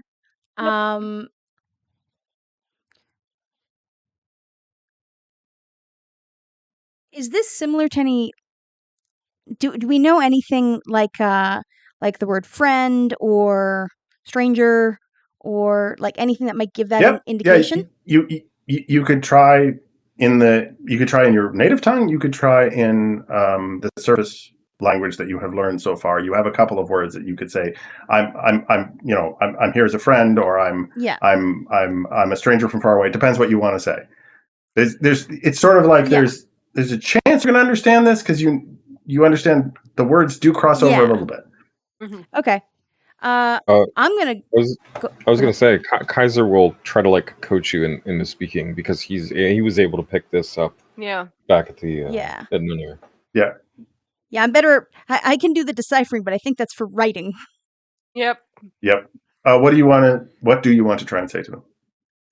Essentially, I'm trying to say friend, stranger, non-threatening, just real simple, like, we mean no harm. You're chill. Cool. We're good. When you say that, there is sort of a shuffling between all of them, and then you hear a clicking noise, and suddenly there is light in the room again. It emanates in a wide cone from the head of one of the figures that has entered the room in front of you. Head. Yeah, it's a solid-looking helmet that they're wearing, and there's an illuminated disc at the top of it, like a flat crystal disc. The light casts a very strange tint over everything. The only one who recognizes it is Abigail. All of the colors of your clothes are absent now, any blue or violet. And instead, those appear on the skin of the people who are bathed in the light as he looks around. It seems as if your eyes now see the warmth of your skin as varying tones of violet and blue. Ooh. And your brains are all kind of struggling to reconcile how these people's faces look because they're highlighted in the weird tones of the warmth of their skin. Okay. So is this But like my vision that I had? It's exactly the same as your Yeah, vision. okay. You recognize it completely. Then you see leaning up against the leg of the man with the light helmet is the source of the slapping noise on the floor. It is a scaled creature with the tail. It's at least 6 feet long. It has a face that has, again, incredibly large golden eyes, and these eyebrows, even though it's a lizard, the eyebrows like arch and bend as it looks at all of your faces as the light, this weird light plays off each one in turn. It's only about 2 feet high, but the way it moves is that kind of inertia that like it seems like it's a super dense thing. Like its feet slap the floor. Okay. Like it's super heavy. Like a Komodo It's dragon, like kind of like Oh yeah. yeah, it's got that heavy. So the people who you meet look like this. Art. Oh hell yeah! Ooh. I was gonna say, They look do their cool. eyes seem to be replaced with crystals? No, their eyes are like very white and pale. And there's his Oh my god! Yeah. very large Oh yeah. lump. That's very cool. She asks another question, and you get "where" as the only word that comes out of her choppy speech. I would say far, just Far's a good one. another world, if that's something that we can get across. You could try again. Are you trying you sticking to the surface tongue, or are you like trying to demonstrate that you really speak a foreign language? I would do both. So like you know how if you know a word, it's like you would say the word that you know in your broken Spanish or whatever, and then you say the word in Yeah. English, hoping that the tone that you say in your native language helps portray that you're Mhm. trying to use Yeah, this word in a yeah, particular fashion. cool. So when she is like confronted with the fact that you're speaking a mix of the badly accented surface dialect, which you don't speak particularly right, and are also much more fluent and say much better words in some tongues that she really doesn't know at all. The woman leading the crowd turns to her compatriots, and they have this very hushed discussion between them. I'm assuming Abigail and Kaiser have like walked up to the sort of front lines here. Oh yeah, no. Um, Kaiser's been listening to this, and Yeah. as long as it's been a few minutes, he can Yeah. So easily. Kaiser, you make out the words for it sounds like ear of tongue, tongue of ears. You're like it sounds like someone being like poetic about something. Uh, but that they are using like this is like if you had learned English, these people are speaking Irish. So you're like, Interesting. oh, it's so close. Great. But We're on like right the end. and then you hear a word that doesn't match any that you've heard, quanto. So you're assuming it's a proper noun. And then one of the others asks a question, and the question that Kaiser hears is, "Would this interest the dragon below?" No. What? No. No. No. No. No. No. No. And I think that's a great spot to take a 10-minute break. Oh yeah. Great. That's crazy. Yay. Oh, that's exciting. Oh God, we're gonna beat a dragon. Oh.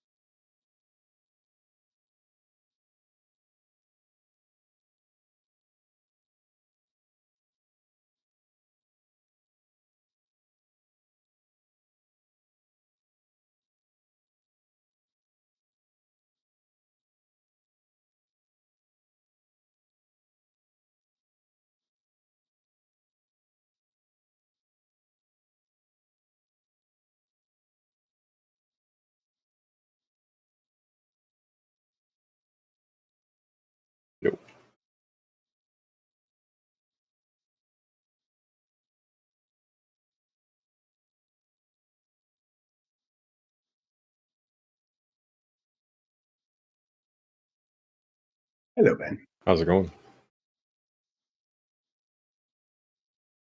I'm having fun. I'm having a good time too. It is amazing to me how much interaction you can have with a monster in this system without ever rolling initiative. Yeah.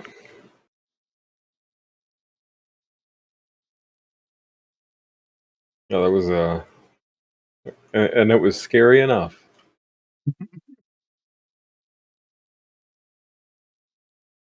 I mean, you probably don't want all 4 of them to do the same, blow themselves up bit at the same time. Wait, get a little cramped.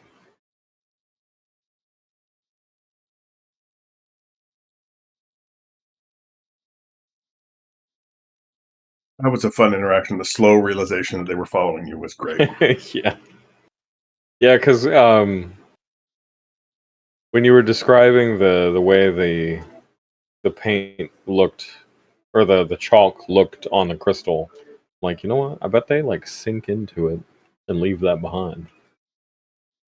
Yeah. They are the paintings, right? They're Yeah. the same thing. Yeah, right, yeah, they're kind of moving behind the surface.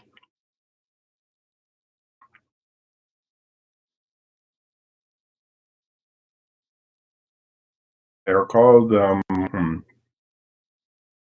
called Mokuren. Mokuren. I don't know what they're based on. But they were in the cipher book, and I was like, man, these things are awesome. They're creepy as fuck.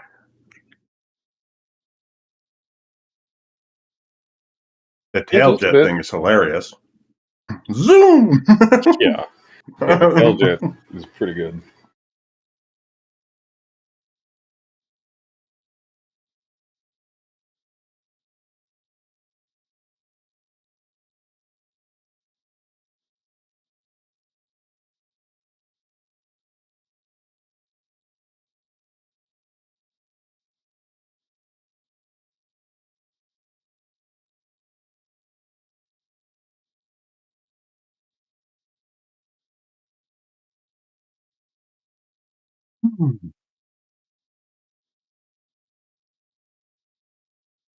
Yeah, I'm looking forward to seeing what shenanigans come up next Monday in NSBU, because I was like, are we gonna make it to Rebecca's house this session, or is that gonna be a whole can of worms to open up for next session? It was so funny because, like, I did not.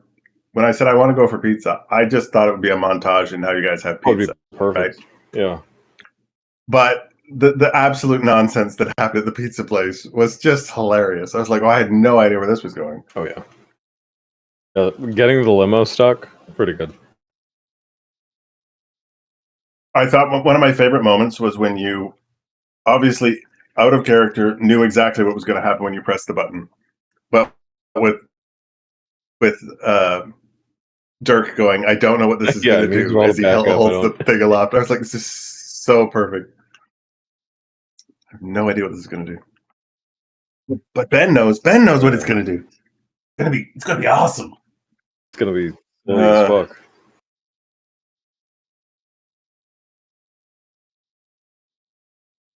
Yeah, it is. So when they were asking if there's a T-shirt, is this our T-shirt moment? Yeah, yeah. There's a scene in episode 3, which is why I want you to watch episode 3, which they decide they need a change of clothes, and they go to this hotel gift shop, and they want to buy a T-shirt, and they seem to think, like, in Brennan's mind, like, why would the hotel gift shop even have a T-shirt with the hotel, right? Okay, yeah, I think I remember you bringing this up about them going to a gift shop. Yeah, yeah. So this is like it was the equivalent scene to that. It had the exact same energy of the attendant was clearly not understanding what the people there wanted. amazing. Oh man, I'm contractually obligated to say pizza. It's pretty good. I can't remember the last time I had Little Caesars. Probably good. Some of the worst pizza. Well, yeah, I was gonna say, because, like, well, our Little Caesars not only is Little Caesars is notoriously just bad. Our Little Caesars is just nasty. And like they've had the health department come down on them quite a few times. But I do remember when they had their pretzel crust pizza, Mm-hmm. I was like, you know what? I want to try that. Against all judgment, I want to try that. Yeah. It was really good. We had a Little Caesars pretty close to us when we could still, my daughter, my wife still ate pizza, and we get it every few weeks. And like we would get it, and I would be like, "Why did we do this again?" Yeah. Because the crust was so cardboardy, the sauce was no good, the toppings like the sausage was too spicy for what was on it. Like because we get the Supreme or whatever they called it, Yeah. the $7 hot and ready, but also the number of times the supposedly hot and ready pizzas were not ready. Yeah. Were just insane. Yeah, I think the only thing I could probably stomach from there now is the crazy bread. Yeah. And that was too expensive. It's like, oh yeah, the medium pizza is $5. The crazy bread is $3. Like, what's in the crazy bread? Yeah, nothing. It's just the pizza with no sauce. Yeah. Telling me I'm paying $2 for sauce. Well, and 4 slices of pepperoni. Yeah. I don't know. There are so many pizza places around here that are like chain pizzas. Like, probably within a 10-minute, 15-minute drive, there is a Domino's, there is a Donato's, there is a Little Caesars, there is a Marco's Pizza, a Pizza Hut, and Papa John's. And that's not including like the local places, because there's 3 of those that actually have something to and they have offer really good pizza. Yeah. But my favorite pizza is a place from where I used to live. They do where like the pizzas or the pepperoni is tucked under the cheese and then on top of the cheese as well. Oh, it's so good. But my favorite thing from there is their chicken salad sandwich. Yeah. It's a weird choice. They cook it in the pizza and they put the chicken salad with provolone cheese on the bun. And they bake it all together. So it's not like cold chicken salad on a hot bun. Oh, it's the best thing. So there's a pizza place called Piero's in London, and not London, England, where I live, London. And they have pizza slices all day, basically. Ooh. And they're like the only place in town, first of all, that understands that the pizza slice keeping machine has a spot for water to steam the box, which is absolutely 100% critical to making edible pizza in that little carousel. Oh, yes. Right? So the pizza is always at least decent. But for the longest time, it was less than $5 for 2 slices and a can of pop. That's a pretty good deal. Yeah. All the other prices going up, and I'm like, I can't get a burger and fries for less than $14 now with taxes, right? This place is $5 plus tax. So it's where we have tax, it's $5.65. Still gets you 2 big slices and a can of pop.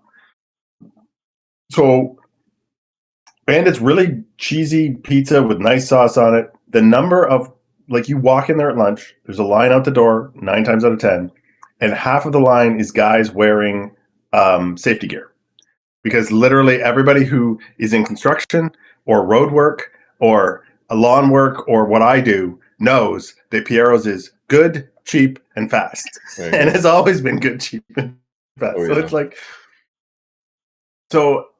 I literally, though, the day they went from $5 with tax included to, I think it was like $5.25 with tax included, whatever. I'm like, I sent a message on the BBM, or it was BBM at the time, but like a group text to all of my coworkers. I'm like, pour one out for the homies.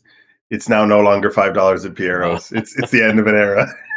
It's like, because they had done it was like $4.63. It's like, why is this the amount? Oh, because this amount adds up to exactly $5 with tax. And then they finally had to give it up. I'm like, man, I'm going to bring change to Piero's? Something's wrong. Something's just wrong with the world. I'm trying to think. Around here that you can get like just a slice is a Speedway gas station. Ow. Yeah, and it's like shitty pizza. It's not worth, and you pay like $4 a slice.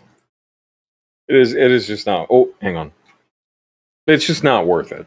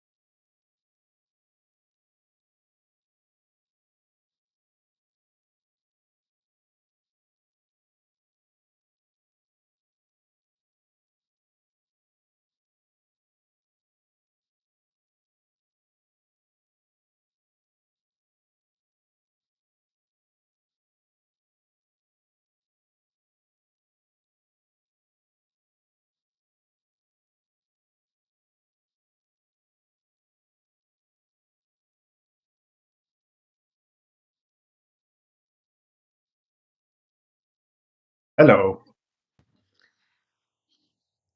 People showed up in the house. Yeah, you're the second one back. We've not seen the other two ladies yet, so you're good. Fun monster, huh? That was so cool. Like, those weren't there before. What? Poke, poke, poke. And I think the most fun part of it for me, the sudden realization, but also the amount of interaction you can have with a monster in the system, and I don't feel like you need to roll initiative to do it. Oh, and the scared cat. Like, oh man, that was so cool.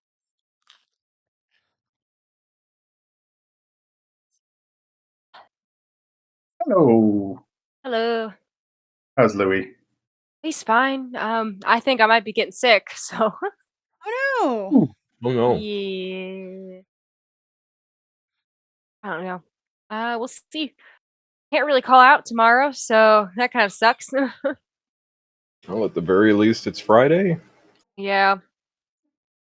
It's a pretty chill day for the most part. It's got like 3 real high energy classes I'm just not gonna be in the mood for. Well, bring Louis. Tell him to handle the high energy kids. I wish he would be great, but anybody who's scared of dogs, I don't think he's the best dog for that. I don't know how you could be scared of Louis. Well, he's just big, you know? Like, Louis he's a smothers really you with sweetheart. Hey, love. can we be friends? Can we be friends? Yeah, Just be your friend. exactly. But a person who's like scared of a dog is just a Oh lot, you know? And he's not licensed. I would like to license him as like a therapy dog or something. I'd take a lot more training on my end for him, but I could do that Yeah, sometime. he would definitely need to chill with the putting his paws up on everything that seems interesting. um, but then it's just like, and then I'd be like, oh, I could bring him over to clap. Then I was like, oh, but if people are scared of dogs, it just wouldn't work out well. Or Even allergic when I to wasn't a dogs. dog fan, I was never scared of dogs. I was like, I just didn't have anything to do with dogs. Now I own a dog. Of course, it's different when you own a dog. It is different when you own a dog. And Stella is marvelous. I love Stella. Poor Stella got spooked yesterday. It was so sad. So sad. Her little tail between her legs, literally. Her back legs shaking. I was like, this is sad. I don't know what you're spooked about. I can't reassure you. I don't know how. You should show them the picture of the dog on top of the dog. It's cute. I don't have that. That's on Alicia's phone. You have that. You have it in your DMs somewhere, probably. But grab it. there's a skunk in our neighborhood now. I can smell him in the Ooh. mornings. And so I'm like, we cannot be sniffing around bushes, dude. That is no bueno. Yeah, I'm not in the mood to get sprayed, nor am I in the mood to deal with you if you get sprayed. No, but I would pre-purchase the knockout. You know that the product that exists. It's called Knockout, I believe. Is it like for the it's the smell? scent. So it's two bottles. There's one that's like a scent buster, and there's one that's a shampoo. Oh, So that's you great. want to pre-buy that, right? Mhm. Because when you get sprayed at 11 o'clock at night, you don't really have the option to run out to your 24-hour pet store that doesn't exist and hopefully find it. Yeah, yeah. And then you can also use it as it'll get rid of the smell of urine as well. So if he does have an accident or something, you can spray on a couch or a whatever mat or whatever, and he won't identify that as a spot that he's gone. Mhm. Just as a in-session commentary. Oh yes, a little 3D printed dog on a dog. I love him. So I cute. just love her eyes. She's such a good dog. What am I doing? What are we doing? Is it over? I hope it's over. So Such a cute. goofball.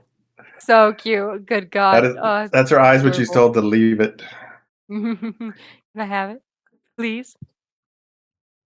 So, this group of people does not appear to be warriors or fighters of any kind. They, as you sort of assess them, one guy has a big pickaxe. The other one has both a large and a small hammer on his belt. The other one has a big thing of tools slung over his shoulder. They look like prospectors, miners, something like that. The first thing that one of them notices once sort of things calm down is the state of the cage. He turns around. They do identify themselves with names once they realize Kaiser can sort of understand them better than everyone else. So the woman is Ostara. That's Ostara. The guy with the the guy on the left with the white hair is Hervig. The guy with the headlamp is Dion. And the guy with the tools on his back on the right is Erhard.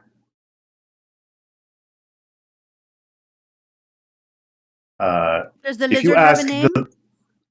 Sorcha. Sorcha. And And does the lizard tell us his name, or does somebody else tell us the lizard's name? No, someone else tells you. Lizard seems very intelligent in terms of like taking commands and stuff. Okay. Not chatty. Makes sense. You do get from this guy, he's like, what have you done with the cage? There are bits of it everywhere. Not our fault.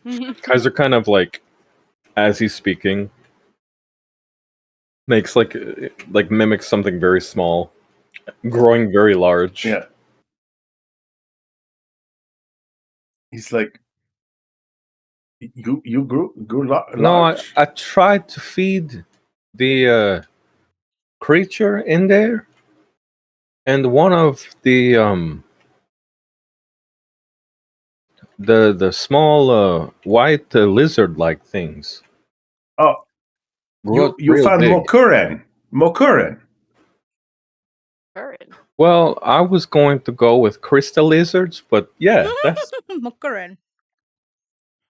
You call them Mokuren, but you can call them what you want. You should not feed them too much. They are too skittish, and then they also would come in larger groups.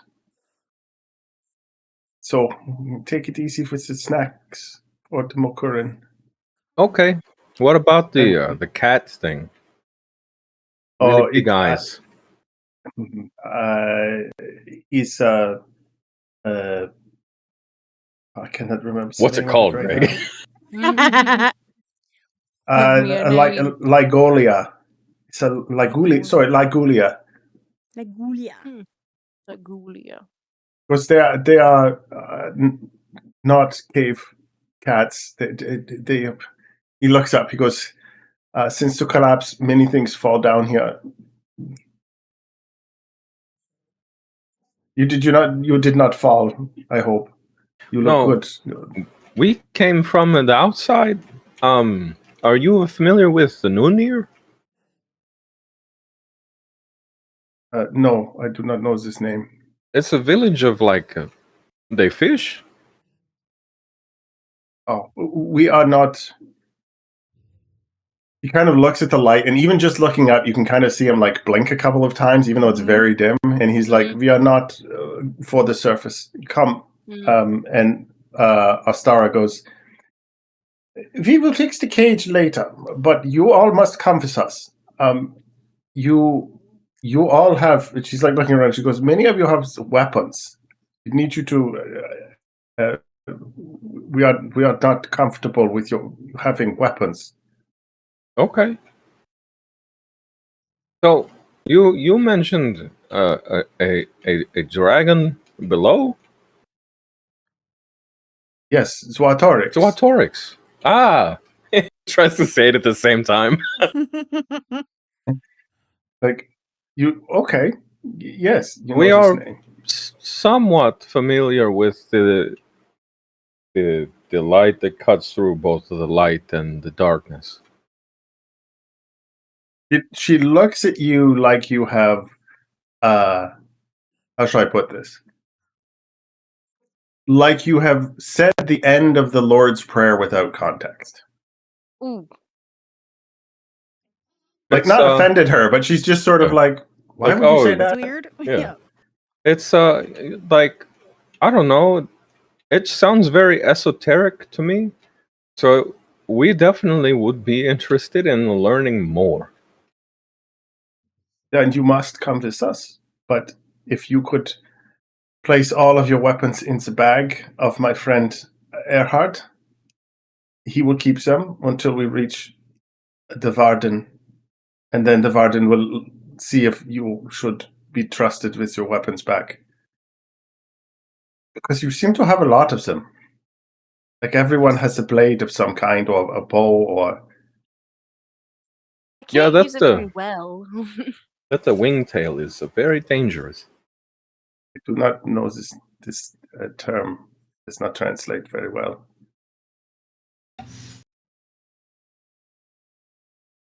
He tries to describe it as a Mokurin with wings, a stinger, fangs, and it's much, much, much bigger. You Really, really big. this yes, this sounds dangerous in the way you describe it. Do you guys start handing over your weapons? I know Abigail's not going to hand over everything. Oh yeah, no. I'm She waiting. keeps a dagger. Yeah. Wait, does she That's- still have a dagger? You should. Because I think I put. She probably has a one that I mundane had. one. Yeah, well, I think I put the one that I had actually in the cage. So I don't have a dagger, but that's okay. She has fists that are weapons, so you know. There we go. She's not gonna be super like yeah. I offered to put Um, my weapons in my own bag, but I don't want to give it to them. Because the green axe seems pretty cool. Yeah, I there suppose is I'll give it over. I don't like it. yeah, Yeah. they are like we are not warriors, and you all seem to be carrying weapons of war. They kind of look at the so make me a persuasion check to hand over just the bow and arrows and keep the axe. Can I assist? I was going to say, can I get my sister to ask for me? Can I assist? Yeah. Like to help. Level 5 persuasion check, intellect check. Help. I'm bad at persuasion. But I'm helping. Yeah, I appreciate that. Level 5. Okay.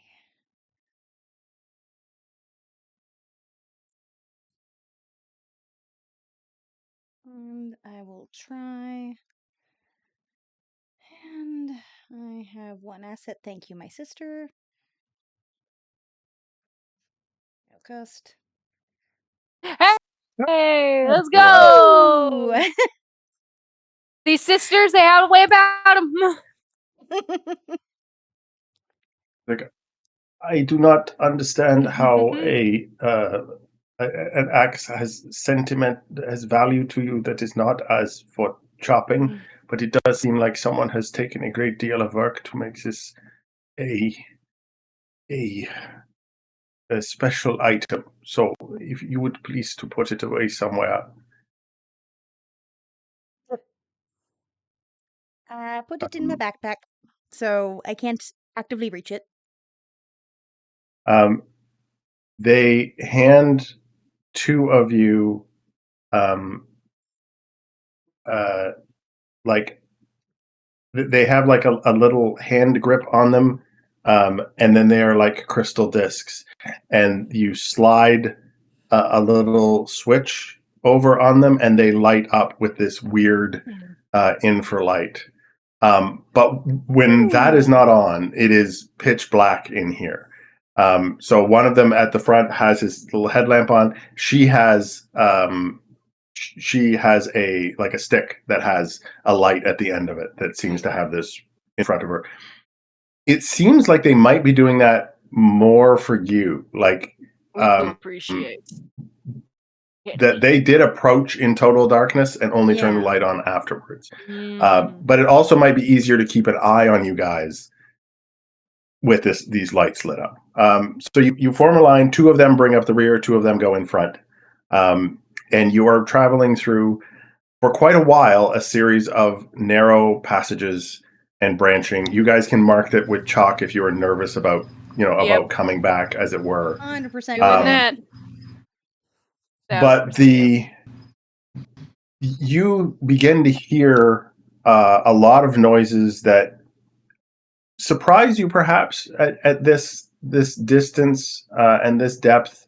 You don't feel like you are plunging terribly deep, but certainly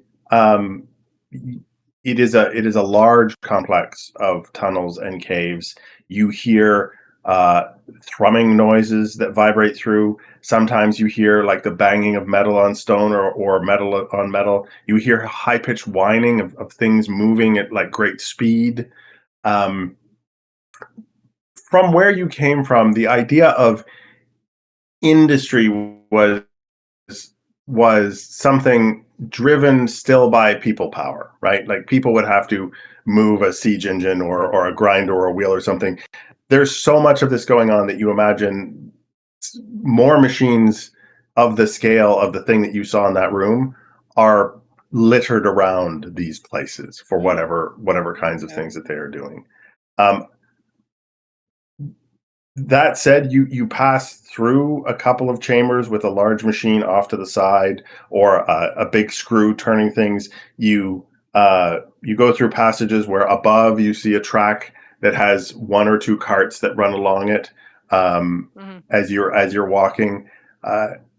But it is, as much as some of these have clearly been sculpted, a lot of it is just modifying what naturally was here.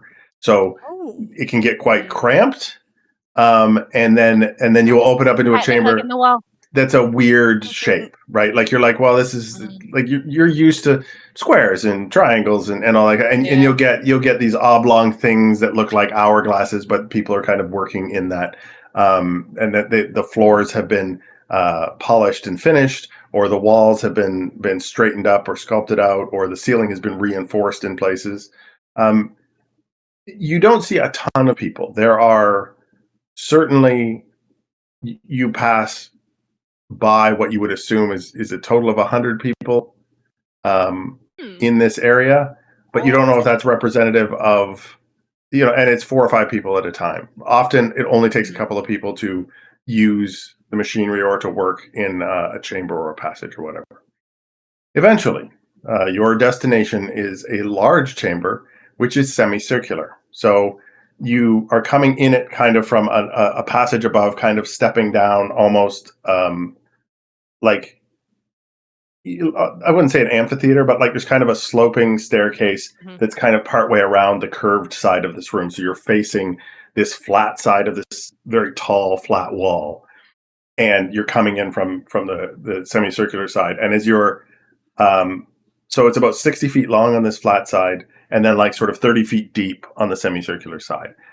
This room, as you enter, is warmer than the others on the trip down here. The other thing that you've noticed is the smells that you would normally think about, like rock and like dampness or sort of the acrid metal or all those things, are instead all oddly pleasant. There's nothing like Ooh. flowers, but there Okay. is like occasionally you get the waft of uh, bread freshly baked. Sometimes you get the scent of like Oh. paper or Mhm. something that's been cut.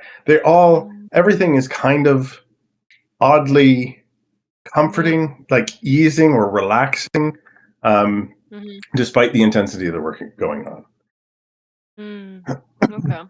Um, when you enter this hot room, this steady breeze running through this chamber prevents it from feeling like stifling. It's not like a sauna, but you get the idea that if the wind stopped blowing, it would immediately become uncomfortable just to stand here. Like you would probably start sweating, especially in what you're wearing. A half dozen people are inside this room working away at their desks. They are writing with brushes on translucent sheets of something that has been stretched across bone frames. It's like a transparent kind of paper or something that they have. These people are all dressed in light shirts and robes that flutter in the breeze. An outfit way more delicate than the exploration garb of these people who guided you here. Like they're two different departments of the same company. And then, as if on cue, as you're thinking about like how hot it is in here, all of those who are with you, they take off their jacket or their coverall garment or whatever else, and reveal that also underneath that they have light, sort of shimmery fabric, almost silky looking underneath. Interesting. The room is lit by steady lights, which have the same strange effect that the light that they provided you has. The faces of the people and their exposed skin has like a shimmering blue color, and then anything hotter than that has like a purple sheen to it. This is in contrast to the absence of the blue and violet light visible on the stuff that you already wear. Like you can see that those colors are drained out and appear either dark or kind of a neutral gray shade. You are viewing the warmth of the world with your eyes instead of like with your hands. So the flat wall in the room has a faint blue pattern in this sheen that's like great sort of arcing semicircles along the side of it. You are asked to stop at the entrance by Ostara, and she breaks off from the group, and she heads down for this flat wall. In front of the flat wall is a long desk that runs, sort of blocking it off from the rest of the room, and extending beyond it on either end are in fact railings that run parallel to that wall to stop people from approaching it. There are two people on the other side of it. There's a man facing the wall. His back is to you, sort of arms crossed, looking up at the second man who was on a scaffold in front of the wall. He's about 10 feet up. And you hear Ostara call out, "Varden, I beg your pardon's interruption, but I knew you would be interested in this finding." As you look, the wall has like a gradual, just slight undulating curve to it. And the person on the scaffold appears to be like examining a deposit or something on the wall. He doesn't have like a big pickaxe or anything. He's like close up to it, but not trying to. You would imagine someone who's mining is like trying to wedge something and pry something out, but he seems much more studied than that. The man turns around. He has a hood on his head, and he's actually quite short. He's even shorter. No one who greeted you is taller than 5'6". He's even shorter than that. Ostara returns after a minute or two of conversing with this man and takes you down a set of stairs to floor level. You all approach the desk, and the man has now decided to sit at the low table in front of this wall in a chair that looks to be made of wrought iron. The desk is wide enough for all of the like 8 of your party to all stand like shoulder to shoulder in front of the desk. It's made of some kind of what looks like wood with a repeating circular pattern on it. All of the materials here are just a little off from what you would be used to. Like the texture doesn't seem right. The weight is a little too much or too little, and then the colors just make things feel slightly askew because of the weird light. You're not. You realize you're not even sure if the floor is sloped or not. Like everything leaves you a little bit disoriented. Like maybe you're on a everything's a little tilted. The man himself is short, like I said, and that kind of stands out. Although everyone in this room who has seems to defer to him, he has a white beard. When you get up close, and you can see under the shade of his hood, he has dark eyes. So much so that it casts like a little shadow on his forehead. The design on the front of the hood gives this impression of like two reptilian eyes looking at you from above his forehead when he pulls it low. Okay, so he's got a third and a fourth eye. Cool. He looks like this. So cool. That's pretty cool. Okay. Wicked. Are we gonna get some judgment? Is that what's happening? Astara looks at you. She goes, Overlanders, this is Varden Kanto. He has the authority over all of the tunnels we came through. He has an ear of many tongues and a tongue of many ears. He should be able to understand all of you better than we can. He turns. His voice is very precise and crisp as he starts to speak.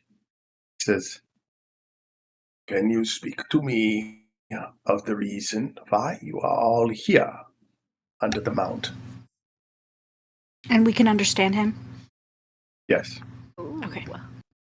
I lightly push Beatrice forward. Just nudge her a little. Well, it's nice to meet you. First up, that your tunnels are lovely, and I think Natalie might sneeze in a second, but I'm not positive. Um, but we're here. We're looking a passageway through to the top of the mountain, and we got a map that we thought might lead us through that. We didn't realize people lived here, so that is our humblest apologies for intruding on that. Didn't know. I've been told that you inadvertently damaged one small piece of property, but if you are Yes. not familiar with the problems down here, I am sure that can be forgiven if you are otherwise amenable to discussing things like adults. Yes, and it won't happen again. No worries. We won't have those lizards turn into giant beast things. Yes, they can be quite shocking when you encounter them for the first time. But once one learns how to keep one's distance, it works out much better. We are interested in what has happened on the surface. Has been a great age that the sun has not shone upon the surface, and yet it has returned now. Yes. What do you know about this sudden, unexpected event? Well, that sun in the sky is called Decimata. She came from very faraway lands with the purpose of lighting this dark world back. I understand that just having the sun return to shine upon this place would be a very, very slow thawing process Yes. and would be quite difficult but inevitable that it would wash away the darkness that has been here for quite some age. We were offered comfort and shelter by Zuatorix.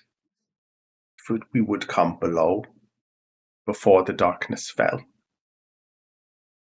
And we, unlike the rest of the inhabitants of our world, have been working for this age, learning, developing, and growing, while they all slept stagnant.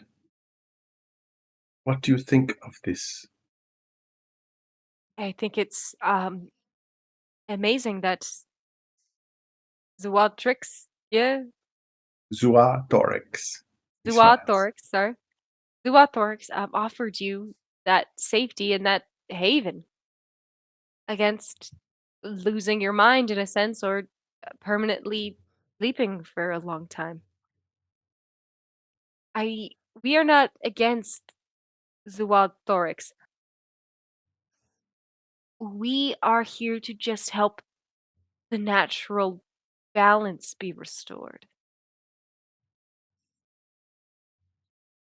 We are interested in what you mean when you speak. No, I am interested. I have yet to consult with those who are more important than I am, but I suspect we have this in common. The balance was a balance of conflict for thousands of years. Do you wish to return to this struggle? No, instead of conflict, we wish the balance to be compromise.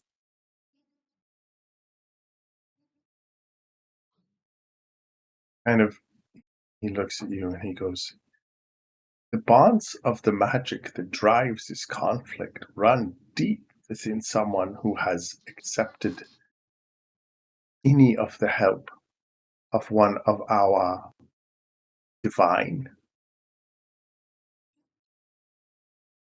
How do you propose this compromise in that situation? It's a difficult process. It's hard to understand, but it can be done. And she'll a gesture to Kaiser with his different, you know, with his stained hands of Suter and Hezamata and his nice crown of Ruatil. Um, Kaiser will step forward. It's something I would never ask you or your people to abide by, because I am not here to make demands of anyone. But it's become very apparent that the people who came with me, we all traveled together to this star, have something different about us that allow us to partake of this compromise. He And looks you he, up and yeah, down as you were talking. he will make himself plainly visible. Yeah.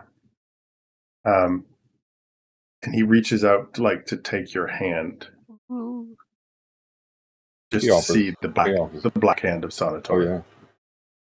And he takes it, and you can see like the surprise in his eyes, and he turns it over, and he turns it back. He calls to someone off in the other room, and they like disappear through another door. And he goes, he looks at your other hand. He doesn't pick up the other hand because he's just sort of like, you could see a man taking in things that really were not on his agenda Yeah. this morning. And as he does so, Kaiser will actually just remain quiet.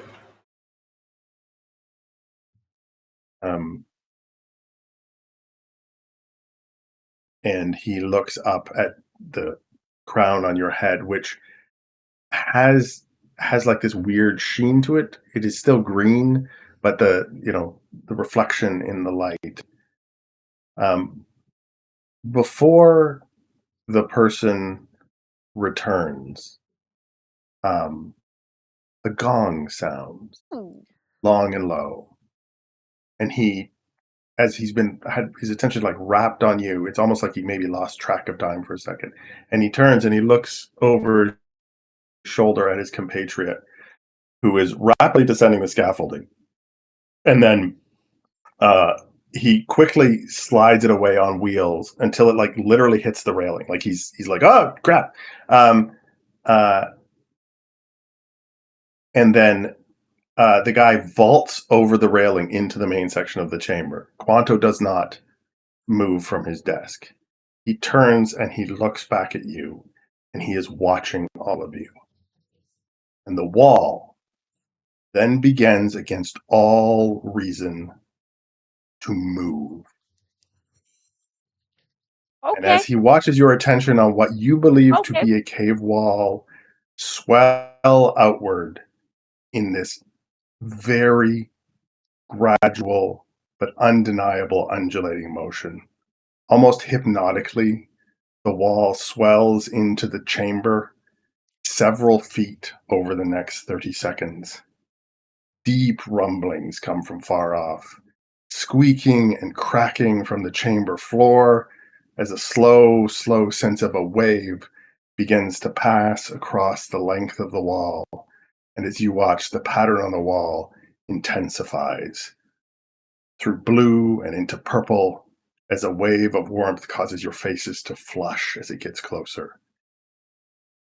Scales, scalloped scales, gigantic, taller than anyone in the room, and as wide as an arm's length. The whole wall, is a tiny window onto the exposed skin of a creature unimaginably large. Okay. The slightest smile curls at the edge of the Varden's lips. Suatorix lives below. It breathes. All is good. And slowly, just as slowly as it spasmed and swelled outwards, the side of Zuatorix recedes back down to its prior proportions as the heat Okay. within fades and the Okay. pattern returns to what you saw when you came in. All right. Okay. It's lovely to meet you. Dragon is blissfully unaware of our particular conversation. Okay. Do you require something to drink? Sometimes this is the first reaction that people have as a request after observing the life. Oh, we're good. We're good. We're That would having be a great, great. pleasant conversation. As the person finally returns with some kind of complicated looking, like magnifying scope or something. And he's like, perhaps these reasonable people would like some refreshment. Some of it, perhaps, that has been in a still and has produced alcoholic content. And he pulls this thing up and he looks at each of your hands. You can feel that this thing, when it contacts you, it is warm, but you feel Kaiser magic. You know that he is not just visually looking at what is inside you. Somehow he is divining something else about you. And then he sets it down very gently. He goes, "You appear, and I am not the first and last word on these things, but I am well acquainted with how the energies of the magic flow from our benefactor. You appear to have accepted and shared gifts from more than one of our gods and not been torn into tiny little pieces during the process. And I will be honest with you, Mr. Kaiser. I have not an explanation that makes anything else I know seem to still be true about magic.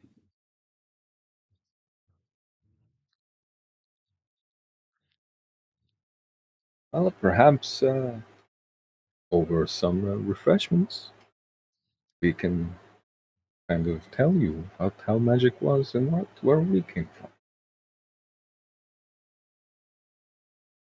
This seems worthwhile.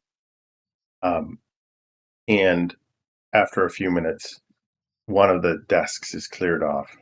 A bunch of stools are brought out for all of you to sit around. A plate of,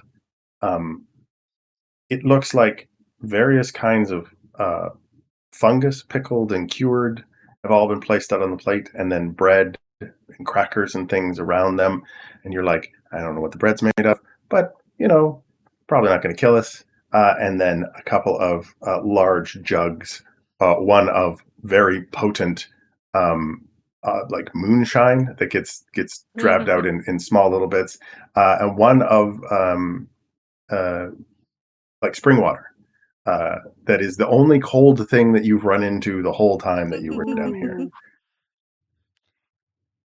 If we haven't already, you definitely got to take off our jackets. Like, there's no way we're Yeah. Oh, not yeah. sweating.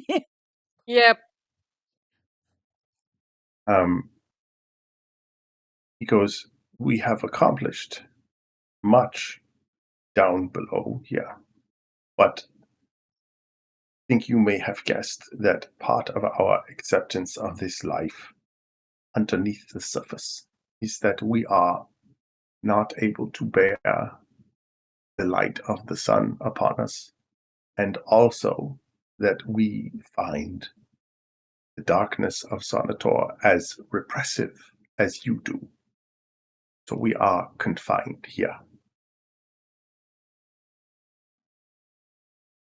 What is your plan once you reach the surface? There is, I know, a place of worship on top of this mountain that we inhabit. Is this your destination? Yes. Once we get to the peak of it, Kaiser will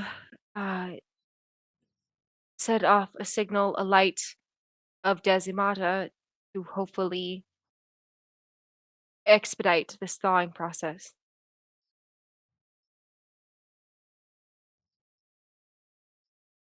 I put forth to you that we have accomplished much down here. Our industry would be a great asset to the surface. There are machines and processes that would speed up the reconstruction of things and perhaps the improvement of many of them that the surface dwellers in your Nunia could not even imagine at this time.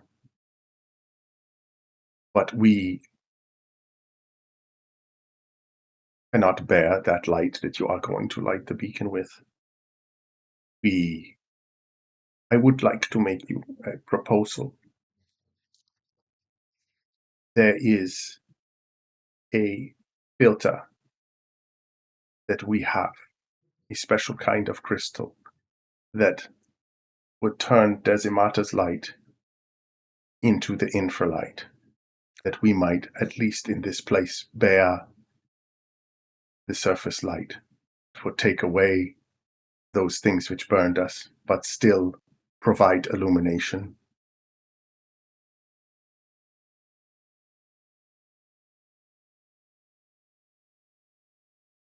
Tommy, do you still have that the big the thing that was on the Guardian at the bridge? Oh yeah, right. I got that. Clang, clang, rummage. unwraps this thing. He goes, yes, so the idea is very similar. The kind of crystal here is specifically for focusing sunlight into a device. It would effectively fuel something. Perhaps there would also be some kind of energy storage device within it, but it would fuel that by focusing and concentrating the light into a magical device. This filter would be somewhat of the reverse. If you place it above this beacon, you would fill whatever area it would cast with the infralight, and we might come to the surface. We would no longer be restricted. We could build a hive of industry without the, and he like looks around at the walls. He goes, without the unfortunate limitations of the spaces that literally must be clawed away at in order for us to make our space. And Horatia looks at you and she goes, but this would be against the reason that Desimata brought us here. You would be serving this Zootorix instead of the goddess. If it were possible, could my friend Kaiser take a look at your crystal and see if there was a potential way of using both rather than just one or the other? You would have to.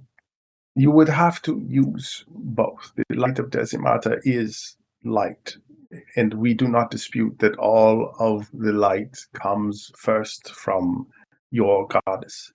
But it would be a way of changing this light, the same way that Ruatil changes it at night and conveys the things that he conveys about independence and freedom of choice. And I would say that our friend here, instead of like this, I assume, woman of the goddess directly, our friend here has both freedom of choice of Ruatil and also the honor of the goddess above in his mind.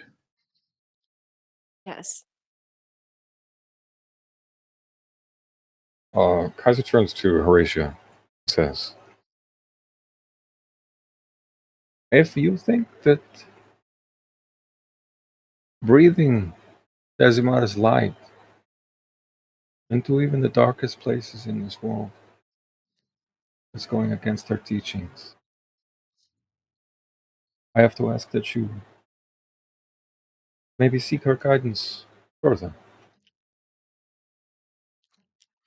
We will definitely do this when we are able to once again see the sun. This is a very, this is all a very difficult to process. The fact that these people even exist down here without seeing the sky is, I mean, no disrespect, but it would drive me mad. And he looks, he goes, I assure you that we are all mad in our own little ways where the gods are concerned. He looks at Abigail and he goes, you have been staring at me very intently, but you have not been using any of your words. You are thinking something about something you have heard or seen.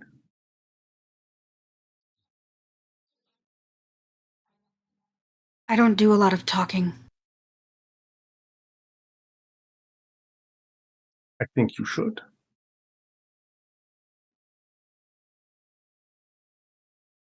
What would you like to hear?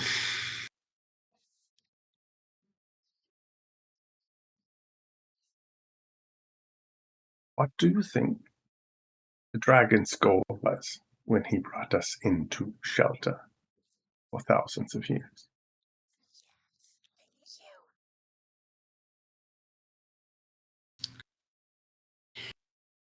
There's several ways I can answer that.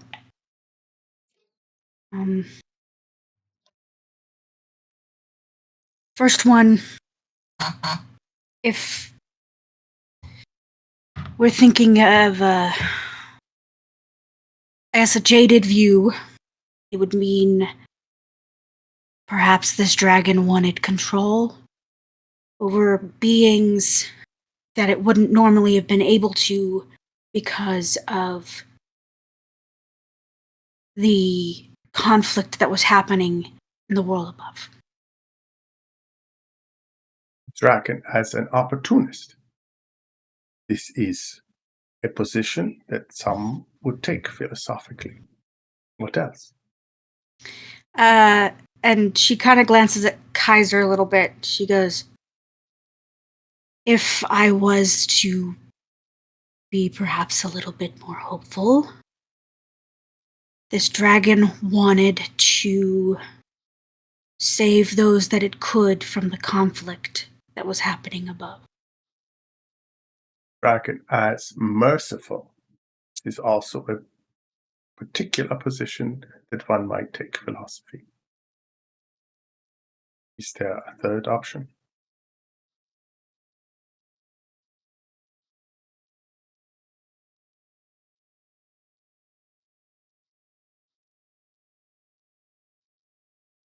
I'm not sure. I'm just now getting used to thinking a little bit more hopeful.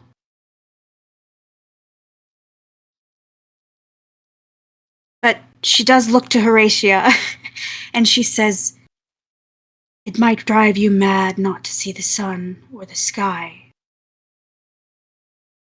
But if you live your entire life not knowing what either of them was, I don't really see how it matters.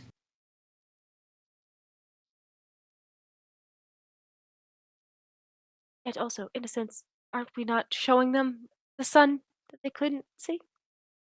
Or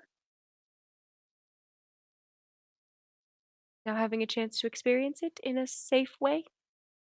Yes, it is just so strange. I am looking at you and your face is all rippling under these honey colors, and I think I have taken drugs. I mean, that's possibly Doesn't- true. But does it harm anyone to see a slightly different perspective of color? Be right back. I don't know, guys. That's She's a it. murderer. That might be a problem. Yeah, God, I really want to. She's like, oh, it's really surprising to me and like troubling to me to think this. And I'm like, yeah, it's really troubling to think that my really like able-bodied cousin just suddenly drowned. You know that? Yeah. Like, Yeah. Mhm. Yeah, and she's been a pretty big fanatic of Desimata, and I don't think she's whole cool on this whole compromise thing. Sarah thinks it's a fabulous idea. It's not bad. yeah, I mean, so like when you take light and you distill it, you're still partaking of the light. You're just Mhm. putting it into a way that you can do so without harming yourself. That's Yeah. pretty. I'd say that's admirable. Maybe That's not pretty to a zealot, but Yeah, to a zealot, it's probably not going to be great. But we're still fulfilling Desimata's call, you know? But if you think about it, that's like what Ruatil does, right? Filters Yeah, the it's sun's true. light. Oh, ooh, look at that. Look at the connection. I also have to wonder, what if it's Sonator that's giving her the visions? I think it might Oh. be. Mm-hmm. Yeah. Because it's amazing how you can trick somebody when they can't see something. Yeah. And we don't really know the power level of Sonator. And I keep calling him Suitor, like we're in our last game.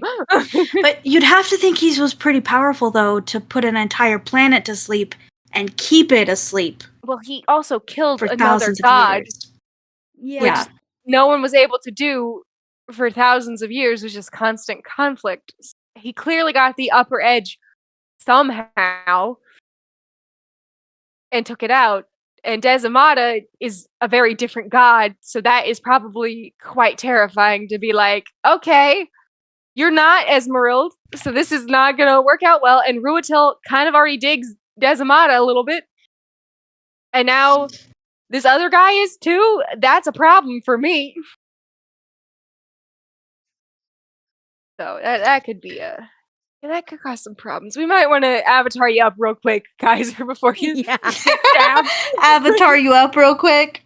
Let's just find I that feel like crystal, Kaiser's have you gonna touch become it. the Should be beacon good. itself. He's just gonna avatar up, yeah. and that's where he lives now. He just Yeah. becomes Yeah, the he I beacon. just can see lives there. that. I could see that. Or like a full sacrifice thing kind of vibe. I don't Mm. know.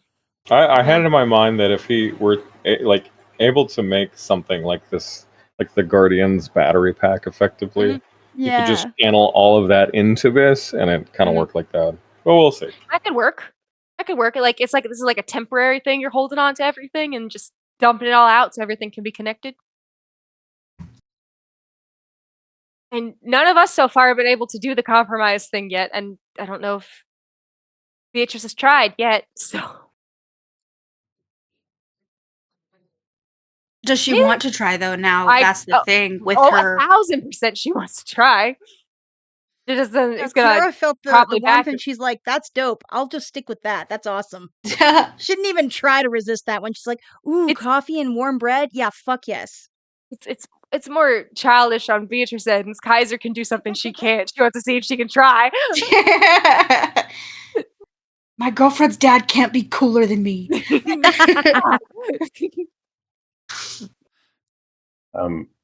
He says, what was the last thing we said? I don't remember. Oh, yeah, isn't she talking to Horatia? Yeah, we're talking Yeah. Horatia. Yeah. Because this...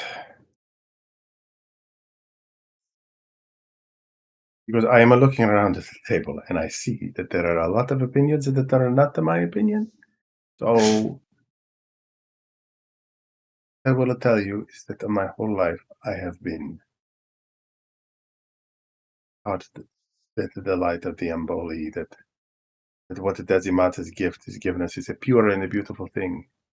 And that to take it and to twist it into something else is to pervert its purpose. This is a very difficult thing to unlearn. And I think when you approach the temple here, that it will be equally difficult to persuade those who reside there about exactly what you are doing. You are going to change this whole region. And these very different people are going to erupt from below to a place where they have never been before and create something that you do not know what will happen with it in the long run. I am not saying this is a wrong decision. I am saying that perhaps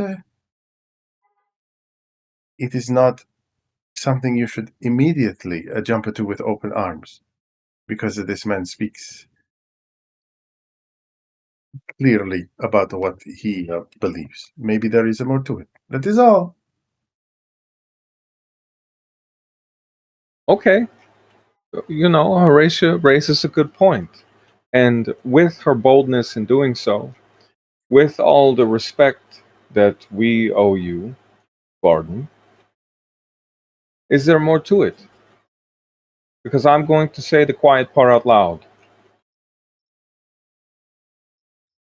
I do not believe there is any way that Suatorix anticipated someone being able to do what you, and so far, in my observation, only you have done.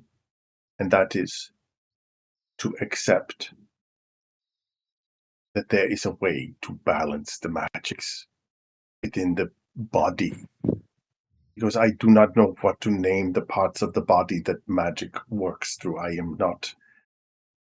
I study, and he looks up at the wall. He goes, I study the nature of the dragon. I will tell you that our plan was, if the light were ever to return, that we would take forth weapons, and we would find a way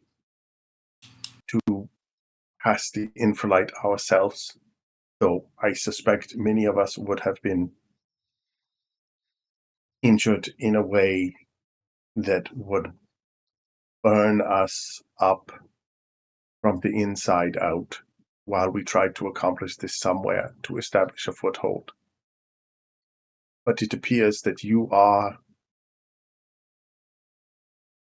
completely off of the map in both the literal and the figurative way. I have asked for one of our most esteemed technologists to come. She should be here, but it may take several hours. She will bring the blade, which you are so curious about with her, and the lens that she has access to. But she is not under this mountain. She is one of those from the eternal deep, the ones we found here when first we were welcomed by the dragon. She may never choose to go to the surface, but she understands how important it is for us. If you do not cooperate with us, we will find a way. But this seems like an opportunity that I have had fall into my lap. And I am not one to question something so unusual to come to me as being not of significance. You know what that sounds like to me? And he looks directly at Horatio. Compromise. And after all, if you're gonna find a way to do it anyway, we may as well save as much life as we can. Because as is, light is alive. Without a life, there is no point in having the light.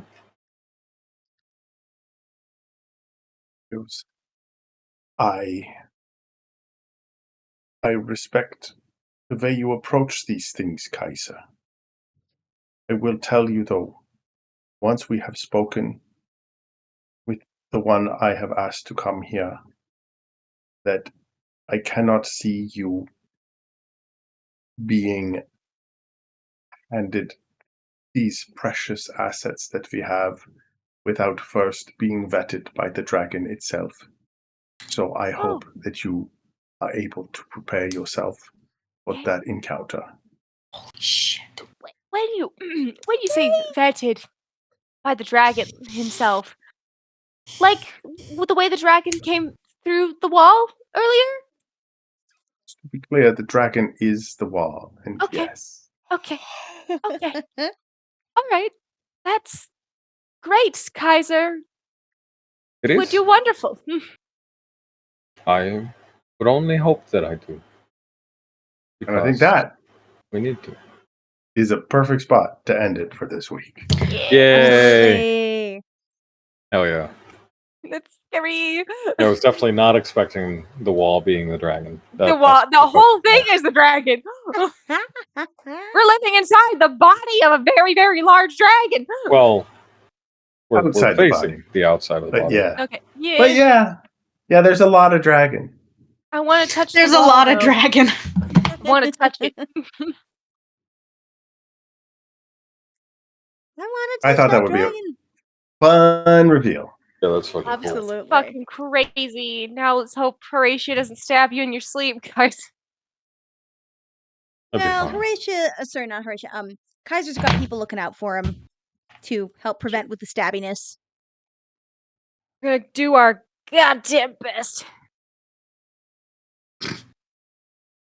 His avatar spidey senses will probably help him out too. That's true. I should really do that. Yeah, I'm really hoping it's not Sonator giving Horatia her visions, being like, oh, yeah, I'm Desimata. That sure, Totally Yeah. Desmata. whatever you need I'm me to totally be, baby. Desimata. Yeah, I mean, totally. you've got to. Go ahead. I was just gonna make a joke about don't turn on the camera. It's fine. I mean, if you Babe, think about like what Sonator does, like just he tends to give people what they want, right? So it would make sense if he's like, "Hey, Hey, boo. I'm me. Desamata. Here's a few visions." It's me. Greg, what is the Anastasia. name of the session? Embracing Darkness. Ooh. One of my better titles for this particular It's a game. good pretty title, good. for sure. It's a good one. Good one. I want to roll my recovery because I'm at 6 intellect. I was, since you never battled the actual things, I was like, oh, you're just draining your intellect pools because you're poking Yep. around at things. Yeah. Yep. Killing my intellect. Oh. With this, as we're waiting for this person to Oh arrive. yeah, sorry. Take an XP for meeting Bard and Yay! Quanto. Oh, I also have an extra XP that I still need to give out. So I will give it to Kaiser.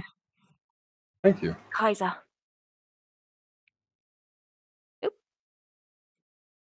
I felt like you didn't have much to do, Lauren. I hope you had fun this session. I did. I'm gonna be super honest. I'm super tired. So it was very much like I'm good with the fact that I didn't talk or really kind of interact or do anything because I don't know how that would have worked, how that would have turned out. So I am Well- tired too. I did appreciate though him being like, "You're staring at me. What are you thinking?" Well, I think up? like in my head, Abigail has a very like intense stare compared to most of these other people at the table who would be like literally looking at their own hands, fascinated by the colors, right? Like, Yeah. like Tommy and Dante and Nero are not giving him the third degree. Hello, my daughter comes to say hi. Hello. Hello. She can't hear you yet. She's going to put some headphones in. Greg, I have a question for you. Yes. Would it be possible for me to take training in the skill efforts made to accept the powers of the 4 deities? Oh. Yeah, I think that's perfect. That's a good one.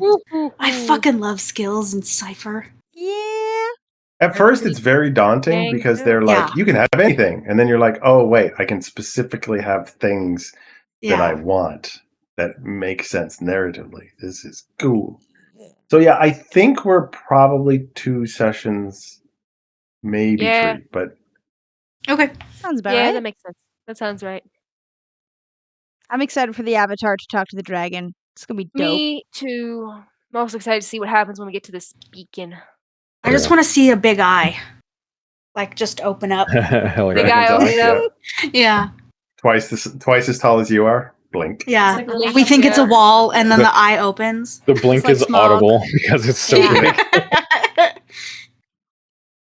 It's just slurping noise is the Ugh. huge. Oh. Gross. Greg, no. What do you think a wet eyeball sounds like? It's quiet. It can be very quiet. Come on. No, you're supposed to find her. Supposed to find Alicia. It's like, nah, no. No. It's like, We're focusing on absolutely you. not. We're focusing on She's you. right there. She's right there. Hello. What is wrong Hello. I'm a with little offended. And she just said, I guess it's sexist, but okay. No, it's her stealth is just way too high. You're Yeah. right. The dexterity, just too much. She's a ninja. you? Oh, so many angles I think this at. And yet. And yet. Hello. Hi. Aw. You knocked that out of my Aw. ear. Oh, I took out your ear. My bad. So yeah, Adorable. it's a fun campaign. And now you know a little bit about all 4 deities. Oh, yeah. Yeah. Woo! Yeah, because I was wondering if, like what form is Watorix going to take? Is it a primordial flame? Is it a gemstone in and of itself? No, it's fucking dragon. I'm a dragon. I love it. Fucking dragon. For some reason, I didn't think of him as anything other than a dragon. I just didn't think he was going to be that big. Given the iconography, I we've did been not shown. think he'd be that big. Just spans the Did not entire think this interior of the giant. planet. Yeah, not that big. Yeah. I just didn't think that would be it. I did. I gotta, it's a mix of what you expect and what you don't expect. That's my brand. Can't wait till some of you get back to Maximon. Yeah. That's gonna be fun. Oh, Lauren's tired. What's that? What has you worn out, Lauren? What happened? Well, I wasn't feeling super good yesterday, and so I stayed home, and I didn't get a lot of sleep like Tuesday night, I think, and I think it's finally starting to catch up. So I actually think I'm gonna go ahead and head out and go to bed. Good night. I'm actually going to do the same because I have to be up at like 7 o'clock. Thank you for coming, guys. Yeah, I'm sorry. Thank I'm you for also gonna DMing. hop off. I'm exhausted, and I think I'm night. coming down with something. Was my pleasure. It's amazing how we're spreading colds virtually. Yeah. I know. Yeah, it's Well, incredible. because I'm around a lot of children, Bye. and COVID is spiking up, and all of that jazz. So, and they're sharing vapes, so it's just great. Yeah. Gross. That's Yeah, kids are gross. Sharing I don't listen. But I will see you guys next week. This was really fun. Yes. Bye. Bye. Bye. Oh, that was fun. Once again, And then there were two. it's Joe and Greg. I'm back. I was trying to end the event. There, I can end the event without hanging up. There we are. Let me just end the recording. Just a second. Yeah. Do.